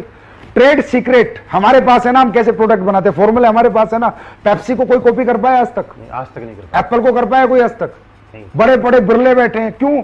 फिर भी लोग एप्पल के दीवाने हैं। अगर पीछे सेब कटा हुआ मोबाइल पे चिपकाने से हर आदमी एप्पल बन जाता तो फिर तो सभी साले एप्पल बन जाते। एप्पल की शक्ल के कुछ मोबाइल आए थे तो शायद बंद भी हो गए, है ना। तो एप्पल नहीं बन सकते ना, तो आप एसलीपीएस तो बन ही नहीं सकते ना। तो आप कितनी मर्जी कॉपी कर लो। अच्छा, कॉपी करने से होता क्या है कि जो बेचारी, वही मैंने कहा ना, वो बच्चा जो पहली बार सेमिनार देखा है, नया नया आया है, वो नहीं ना समझ होता है। उसको दिखाओ देख कैसे प्लान है, जैसा एसलीपीएस कैसे प्रोडक्ट है, वो बेचारा बेवकूफ बन के घुस जाता है। ट्रेड सीक्रेट हमारे पास है, ठीक है। अब हमारा प्लान कॉपी कर लिया भाई, मैथमेटिकली कैलकुलेशन लाओ। अब कॉपी करना आसान है, देना मुश्किल है ना। अरे तुम लिख दोगे, लिखना आसान है, पर देने में हाथ कांपते हैं। वो मैं कहता हूं ना, वहां जिगर नहीं चाहिए, जिगरा चाहिए। तो भाई क्या तुम इस कैपेबल हो, इतना पैसा दे सकते हो जितना लिखते हो? बस कॉपी एसलीपीएस का वो छाप दिया फोल्डर, और अच्छा कई कंपनी तो ऐसी है 19वां लेवल, 20वां लेवल। अरे भाई पहले 10-20 लेवल देते तो। और दूसरी बात है, इनका आश्रय भी बुरा होने वाला है। अच्छा मैं बता रहा हूं, ऐसी कंपनी का कोई मालिक सुन रहा हो तो ध्यान से सुन। अभी डायरेक्ट सेलिंग गाइडलाइंस में रूल्स आ, उन रूल्स के अंदर मैथमेटिकली कैलकुलेशन चाहिए प्लान में। उन रूल्स के अंदर बहुत सारी चीजें आ रही जो तुम लोग फॉलो नहीं कर रहे, ना तुम कभी कर सकते।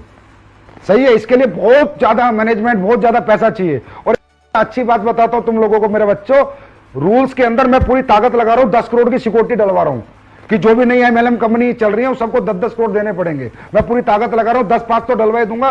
तो उतना जुगाड़ रखना, तब जाके चला पाओगे। लोगों की जिंदगी बर्बाद मत करो। मतलब लोगों के लिए आप डर पैदा कर रहे हो।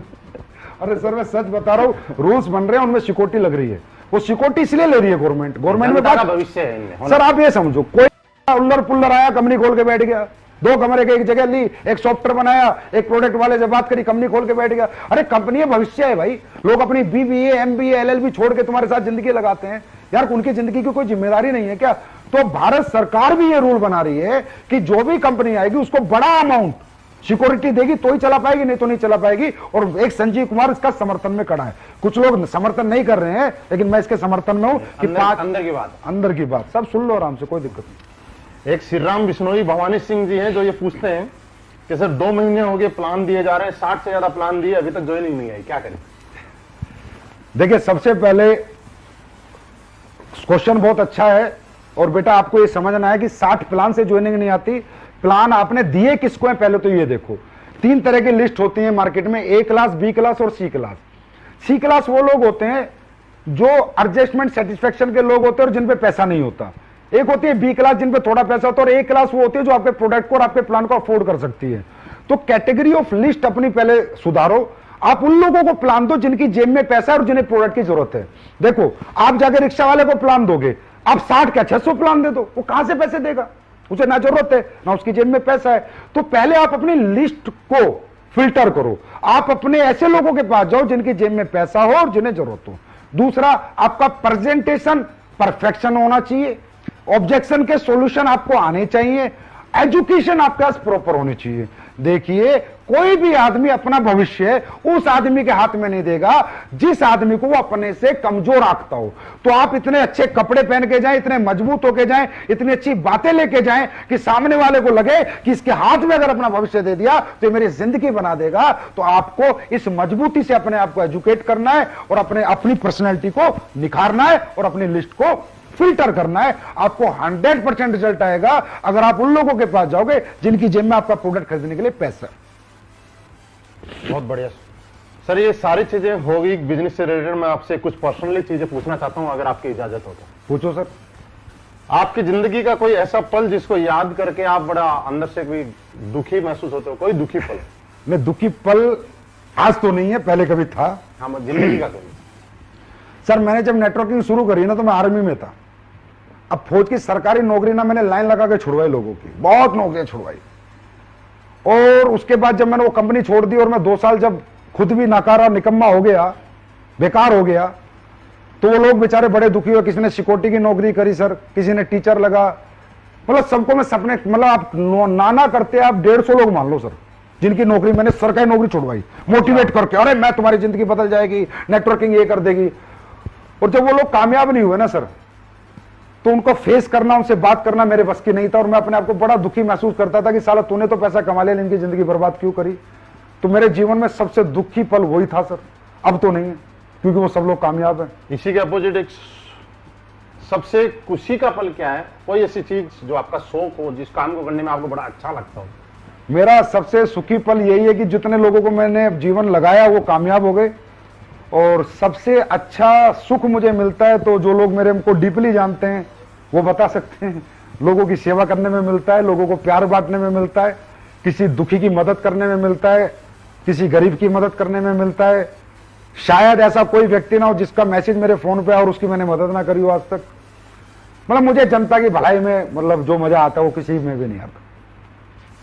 बेस्ट है मेरे लिए। मतलब I am 100% satisfied person in my life with my ethics and with my values and with my principles की मैं जैसे काम करता हूं जैसे जिंदगी जीता हूं, मैं बेहतरीन जिंदगी जीता हूं। वो हेलीकॉप्टर, याट और पानी के जहाज वो मुझे कुछ नहीं बनाने, मुझे लोगों की जिंदगियां बनानी है। मैं बनाता रहूंगा, मैं लड़ता रहूंगा, मैं चलता रहूंगा, कुछ भी हो जाए। जिसने दिल से काम किया उसको कभी यहां से निराशा हाथ नहीं लगेगी, और मैं लोगों की सेवा करता रहूंगा। यही कारण है कि आज असली पेस वेलनेस देश के साथ, लोगों के साथ जहां भी जरूरत हो वहां अपना जितना हो सके उससे भी ज्यादा करने की कोशिश कर रही है। अब देखो, देश तो सर्वोपरि है बड़े भाई। अगर देश नहीं रहेगा तो कौन सी असली पेस, कौन सी दिल्ली, कौन सी मुंबई? देश सर्वोपरि है। मैं तो कहता हूं हर आदमी को देश सेवा में बढ़ चढ़ के हाथ लेना, बढ़ चढ़कर सहयोग करना चाहिए। अरे देश है तो हम पैसा कहां से कमा रहे हैं भाई? हिंदुस्तान के लोगों से, पाकिस्तान के लोगों से? सही है, हिंदुस्तान। फिर हम रह किसकी जमीन पर? हिंदुस्तान की। तो देश के लिए नहीं खड़ा होना चाहिए क्या? अरे देश तो ये कोई दिखावा नहीं है कि संजीव कुमार ने पीएम केयर फंड में दिया तो अपने आप को प्रमोट करने के लिए दिया, या संजीव कुमार ने किसी को मास्क बांटे तो प्रमोट करने के लिए दिए। अरे यार, देश है तो संजीव कुमार है ना, देश नहीं तो संजीव कुमार थोड़ी है। और इसलिए तो मैं कहता हूं, चला हमारे देश के लोग ऐसे गलत लोगों का साथ देते हैं, इतने गंदे लोगों का, जो लोगों को लूट रहे हैं, लोगों को बेवकूफ बना रहे हैं। अरे हिंदुस्तान के लोग इन्हें क्यों लूट रहे हो? ऐसे निकम्मे लोगों से सबसे मैं कहूंगा कि जो भी लोग देश के साथ गद्दारी करते हैं, और गद्दारी में क्या है? गलत चीजें बेचना, मिलावटी चीजें बेचना, गलत वादे करना, गलत धोखा देना, मोटिवेट करके आडंबर में फंसा के रखना, तो पाकिस्तान वालों को फंसाओ ना। तो भाई देश तो सर्वोपरि है महिपाल जी, और मेरे लिए था, है और जीवन भर रहेगा। आज सर हिंदुस्तान में बहुत सारे लोग आपसे इंप्रेस हैं, आपसे प्रभावित हैं, आपकी गाइडलाइन के तहत चल के और बहुत अच्छी कामयाबी ले रहे हैं। लेकिन ये जानना चाहते हैं कि आज इस लेवल पे आने के बाद, और खुद ही इस लेवल पे नहीं, अपने साथ में इतने लोगों को इस लेवल पे लाने के बाद, आपकी जिंदगी का कोई सैक्रिफाइस रहा होगा? कुछ छोड़ दो, टाइम भी हो गया। मतलब ये खास सवाल है लोगों के लिए, क्योंकि लोग, हर आदमी के सपने हैं, आगे बढ़ना चाहते हैं। देखिए, वो जानना चाहते हैं कि कोई ऐसा सैक्रिफाइस जिसकी वजह से आज आप यहाँ पे अपने आप को मानते हैं। देखिए महिपाल जी, सैक्रिफाइस करे बिना आप सक्सेस नहीं हो सकते। बिल्कुल, सैक्रिफाइस बहुत इंपॉर्टेंट पार्ट होता है लाइफ का। मेरी लाइफ का सबसे बड़ा सैक्रिफाइस सर मेरा नहीं है, मेरे बीवी और बच्चों का है। मैं रियल बताऊं तो मेरा कोई सैक्रिफाइस नहीं है, सैक्रिफाइस उनका है। क्योंकि जब मैं स्लीपियस वेलनेस को 9 नवंबर 2014 को बना रहा था तो मैं जयपुर रहता हूं। बेसिकली मेरा घर परिवार सब जयपुर रहता है। ओके। तो जयपुर में हमारे घर में मीटिंग चल रही थी, तो मैं मेरी वाइफ से बोला कि यार ऐसे ऐसे कंपनी बनानी है, लोगों का अपना भविष्य और लोगों का भविष्य, अपना भी भविष्य था, अपना भी लालच था, और लोगों का भविष्य के लिए एक अच्छी कंपनी बनानी है और उसको दुनिया की नंबर 1 कंपनी बनानी है, चलाना, मेहनत करनी है। तो मेरी वाइफ ने कहा ठीक है आप एग्जीक्यूट करो, खोल लो। तो मैंने मेरी वाइफ से कहा कि यार देख, जयपुर में नहीं बात बनेगी, मैं कंपनी दिल्ली खोलूंगा। तो वो एकदम शॉक्ड हो गई, बोली आप दिल्ली क्यों खोलोगे? मैंने कहा यार अगर मैंने जयपुर में कंपनी खोली तो कहीं ना कहीं एक जिम्मेदार पति के नाते तेरे सारे काम करने पड़ेंगे, और जिम्मेदार पिता के नाते बच्चों की मीटिंग वीटिंग ये वो फलाना ढिमका जाना पड़ेगा। और ये कंपनी नहीं है, लोगों की लाइफ लाइन होती है। MLM कंपनी नहीं होती, लोगों की जिंदगी होती है। क्योंकि लोग बहुत बड़े सपने लेके सर यहाँ आते हैं, बहुत बड़ा भविष्य यहाँ देखते हैं। कंपनी की छोटी सी गलती पे उनका भविष्य खत्म हो सकता है। तो मैंने कहा मेरी वाइफ से, उसका नाम पूनम है, मैं पूनम या तो मैं एक काम शुरू नहीं करूंगा, करूंगा ना तो पूरा पागलपन से करूंगा, पूरा डेडिकेशन से करूंगा। मैं लोगों की जिंदगी से खिलवाड़ नहीं कर सकता। 2 साल चलाई बंद कर दी, 3 साल चलाई बंद कर दी, और अपने ऊपर एक धब्बा लेके अपना जीवन नहीं जी सकता। मैं पूरी मेहनत करूंगा, बाकी भगवान जाने जो होगा। तो मेरी वाइफ ने कहा ओके, पहले तुम कहते थे जब तुमने नेटवर्किंग शुरू करी डार्लिंग 3 साल की बात है, फिर पैसिव इनकम। अब 7 साल हो गए थे, फिर बोलते डार्लिंग 3 साल की बात है, पैसिव इनकम। अब उस टाइम पे हो गए थे महिपाल जी 2014 में मुझे 7 साल, सारा टाइम मिला के बोला अब पैसिव इनकम, अब तो साथ रहो, 7 साल से तो आप मेरे साथ नहीं हो। मैंने कहा बस 5-6 साल और दे दें फिर पैसिव इनकम, एक डेट और दे दी। तो उसके बाद से हमने कंपनी दिल्ली खोली, क्योंकि दिल्ली में ट्रांसपोर्टेशन अच्छा था, लोगों का रीच ऑफिस के लिए अच्छा था, सुविधाएं अच्छी थी। और उसके बाद ना मुझे दिन रात काम करने का मौका मिल गया। और मुझे ही नहीं, मेरे साथी जो डायरेक्टर है अमित जी और मामचंद जी, इनके 20 बच्चे भी छुड़वा दिए। मगर बेटा तुम भी अपने 20 बच्चे दूर रखो, 3 साल तक तो कोई 20 बच्चे लाएगा ही नहीं कम से कम।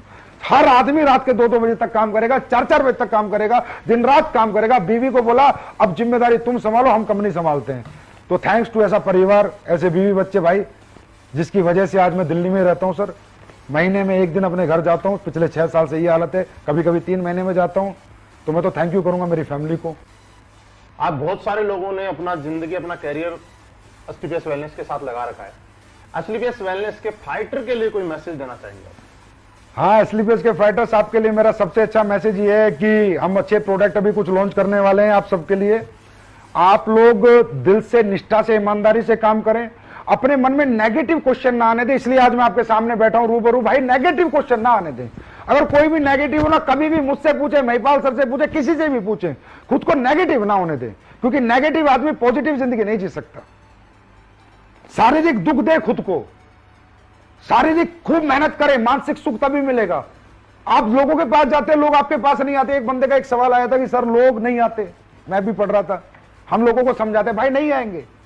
जिन लोगों को, सालों को लिपस्टिक लगा के पूरे दिन कुर्सी पे बैठने का शौक है ना, एसी की हवा में, वो लोग नहीं आएंगे। जो परिवर्तन कर सकता है, तड़प सकता है, धूप में तप सकता है ना, वो नेटवर्किंग करता है। एक बात बता देता हूं, नेटवर्किंग खेल नहीं बच्चों का, तेल निकल जाता है अच्छों का। तो हर आदमी नेटवर्किंग नहीं करता। अब सोचो तुम्हारे यहां पर, हमारे ऑफिस में चेक बनाते हैं लड़के लड़की तुम्हारे 2-2 लाख के, 1.5 लाख के, 25 लाख के, उनकी तनख्वाह 15,000 है। 94 लाख तक के भी। 94 लाख तक के उनकी तनख्वाह 15,000 है। क्यों? क्योंकि सुबह आते हैं लिपस्टिक लगा के 10 बजे, फिर आके यहाँ चेयर पे बैठते हैं, कंप्यूटर के सामने टक टक टक टक, एसी चल रहा है, चले जाते हैं। जो शरीर को कष्ट नहीं देना चाहते, अपने बच्चों के सपने, अपने परिवार के लिए खुद को तड़पाना नहीं चाहते, वो नेटवर्किंग नहीं करते। जो मतलबी सेल्फिश लोग होते हैं, सिर्फ अपना आराम, अपना सुख देखते हैं, वो नेटवर्किंग नहीं करते। और जो अपनों का सुख देखते हैं दोस्तों, वो नेटवर्किंग करते हैं, शरीर को कष्ट देते हैं। तो नेटवर्किंग वही लोग करेंगे जिनको शरीर को कष्ट दे सकते हैं। तो मेरा एक मैसेज है, शारीरिक दुख दो खुद को, अगले 4-5 साल जीवन भर सुखी रहो। दूसरा, नेगेटिव खुद को होने मत दो। अपलाइन जो बोले वो करो, ब्लाइंड बिलीव करो अपने अपलाइन पर। और हिंदुस्तान में नहीं, मैं पूरे विश्व की गारंटी लेता हूं, बेस्ट टॉप लीडरशिप एसलीपीएस के पास है। और उसके बाद आपके लिए हम एक प्रोडक्ट ये बना दिया, वायरल डॉक, एक अच्छा प्रोडक्ट बनाया आपके लिए, जो अभी कोरोना काल चल रहा है उसमें काफी इफेक्टिव है, काफी फायदा, हाँ काफी फायदा देगा लोगों को। वायरल डॉग है, वायरल डॉग बहुत फायदा देगा लोगों को। भगवान ने चाहा तो जो इसे पिएगा उसको वो वायरस हो ही ना, ऐसा हो सकता है, बाकी ऊपर वाला चाहेगा। बहुत मेहनत करी है, तभी 3 महीने में निकाल पाया हूं। इस पे R&D बहुत हुई है, बहुत मेहनत हुई है। और अच्छे नए प्रोडक्ट हम आपके लिए लेके आ रहे हैं। हैंड सैनिटाइजर हम लेके आ रहे हैं। मार्केट, अब लोग कहते हैं ना सस्ता, जब मुझे लगता है कि देश का कोई ऐसा प्रोडक्ट जिसपे मुझे प्लान व्लान में पैसा भी नहीं बांटना, जिसमें मुझे सिर्फ लोगों की जरूरत पूरी करनी है। सैनिटाइजर बताता हूं, 500 ml का सैनिटाइजर ला रहा हूं 240 रुपए में, 240 रुपए में। अरे बात सस्ते महंगे की नहीं होती, बात इथिक्स की होती है, प्रिंसिपल की होती है। अगर मैं कुछ ला सकता हूं तो लाऊंगा। साबुन ला रहा हूं आपके लिए, ऐसी साबुन, एक बार नहाओगे ना बेटा तो दोबारा दूसरी साबुन यूज नहीं करोगे, नहीं करोगे, नहीं करोगे। ये मैं बोल रहा हूं, जब आ जाएगी तब मैं दिखा दूंगा। वही पेस्ट और तुलसी वाला हाल होगा। उसके बाद इम्यूनिटी ड्रॉप ला रहा हूं, चलते फिरते कहीं भी इम्यूनिटी ड्रॉप ले लो, आपकी इम्यून सिस्टम को बहुत इनहेंस करेगी। च्यवनप्राश ला रहे हैं कंपनी का, हर्बल मेहंदी ला रहे हैं। तो ऐसे बहुत से प्रोडक्ट है महिपाल जी जो हम अगले 1 महीने में लॉन्च कर देंगे। सुपर प्रोडक्ट लेके आ रहे हैं। और दूसरा, हम लोग अभी 15 जुलाई से और 15 अगस्त तक एक मुहिम चला रहे हैं कि जितनी भी 27 SP की आईडी, चाहे कंपनी से ग्रीन हो चाहे अपना फ्रेंचाइजी से ग्रीन हो, सबको 2 सर्जिकल 3 प्लाई मास्क हम फ्री देंगे। हाँ फ्री। और 52 SP पे 3 मास्क फ्री देंगे और 100 SP पे 5 मास्क फ्री देंगे। ये फर्स्ट परचेज में भी और रीपरचेज पे भी। और फ्री देते जाएंगे 15 जुलाई से 15 अगस्त और 15 अगस्त से 15 सितंबर तक। Hand sanitizer 27 SP 25 ml free lifetime, मतलब जब तक ये चलता रहेगा कोरोना काल, मतलब तब तक चलती रहेंगी चीजें। 52 SP 50 ml और 100 SP को 100 ml हैंड सैनिटाइजर 15 अगस्त से 15 सितंबर तक फ्री देंगे। फिर 15 सितंबर से 15 अक्टूबर तक मास्क फ्री देंगे। फिर 15 अक्टूबर से 15 नवंबर तक सैनिटाइजर फ्री देंगे। फिर 15 नवंबर से 15 दिसंबर मास्क फ्री देंगे। फिर 15 दिसंबर 15 जनवरी तक सैनिटाइजर फ्री देंगे। वो इसलिए क्योंकि जरूरत है लोगों को। सर एक लास्ट सवाल रह गया मेरा, और बहुत खूबसूरत सवाल है। आलोक शर्मा जी उन्होंने पूछा है, आज युवा ही देश का भविष्य है, आने वाले टाइम में देश कहां जाएगा ये आज के युवाओं पे निर्भर करता है, उनकी सोच क्या है और किस सोच के साथ, क्योंकि बनाने वाले वही है। आलोक शर्मा जी ने ये पूछा है सर कि क्या कोई स्टूडेंट डायरेक्ट सेलिंग में अपना करियर लगा सकता है और वो अपना फ्यूचर शेप समझ सकता है? मैं ये कहता हूं कि स्टूडेंट को ही लगाना चाहिए, स्टूडेंट को ही जरूरत है। क्योंकि आज का जो एजुकेशन सिस्टम है वो आपको पता है किस तरीके से है, कैसे चल रहा है। स्टूडेंट का भविष्य पूरी जिंदगी उसके सामने पड़ी है। अरे आज 40 साल का आदमी कैरियर लगा रहा है ना, वो कैरियर नहीं है, वो तो बेचारा ठीक है, जो 20 साल बच रहे थोड़ा ठीक ठाक जिंदगी जीने के लिए आ रहा है। एक स्टूडेंट को कैरियर लगाना चाहिए। स्टूडेंट की एनर्जी, स्टूडेंट का टैलेंट, स्टूडेंट की क्रिएटिविटी, स्टूडेंट की मेंटलिटी, स्टूडेंट का पैशन, स्टूडेंट के पावर, स्टूडेंट के पास जो कुछ है, जो हमारे युवाओं के पास है, वो बूढ़ों के पास थोड़ी होगा। युवा तो देश का आने वाला भविष्य है। और मैं कहूंगा हर एक युवा से एक बार अपने आप को डायरेक्ट सेलिंग का मौका दो। मैं नहीं कहता बार बार, एक बार मौका दो, एक बार 6 महीने टिको। आपको जो हमारी इंडस्ट्री देगी ना दोस्तों, कहीं से नहीं मिलेगा। हम पर्सनालिटी डेवलपमेंट देंगे, स्किल डेवलपमेंट देंगे, सेलिंग डेवलपमेंट देंगे, मेंटल डेवलपमेंट देंगे। हम आपको ऐसा बना सकती है इंडस्ट्री, जैसा आप बड़े से लंदन से पढ़ के आओ ना, ऑक्सफोर्ड से, तो नहीं बन सकते। आप किसी अच्छी डायरेक्ट सेलिंग कंपनी में अगर डायरेक्ट सेलिंग की पढ़ाई कर लो ना, तो इतना इनहेंस कर जाओगे अपने आप को कि आप देश के प्रधानमंत्री तक बनने का जज्बा आपके अंदर आ जाएगा। ये हमारी एजुकेशन है, ये हमारा परिवार है, ये हमारा एटमोस्फेयर है। तो हर स्टूडेंट को मैं कहूंगा भाई हमेशा पहले करके देखो तो सही यार, एक मौका दो। अगर जमती है तो रुकना, नहीं तो फिर निकल जाना।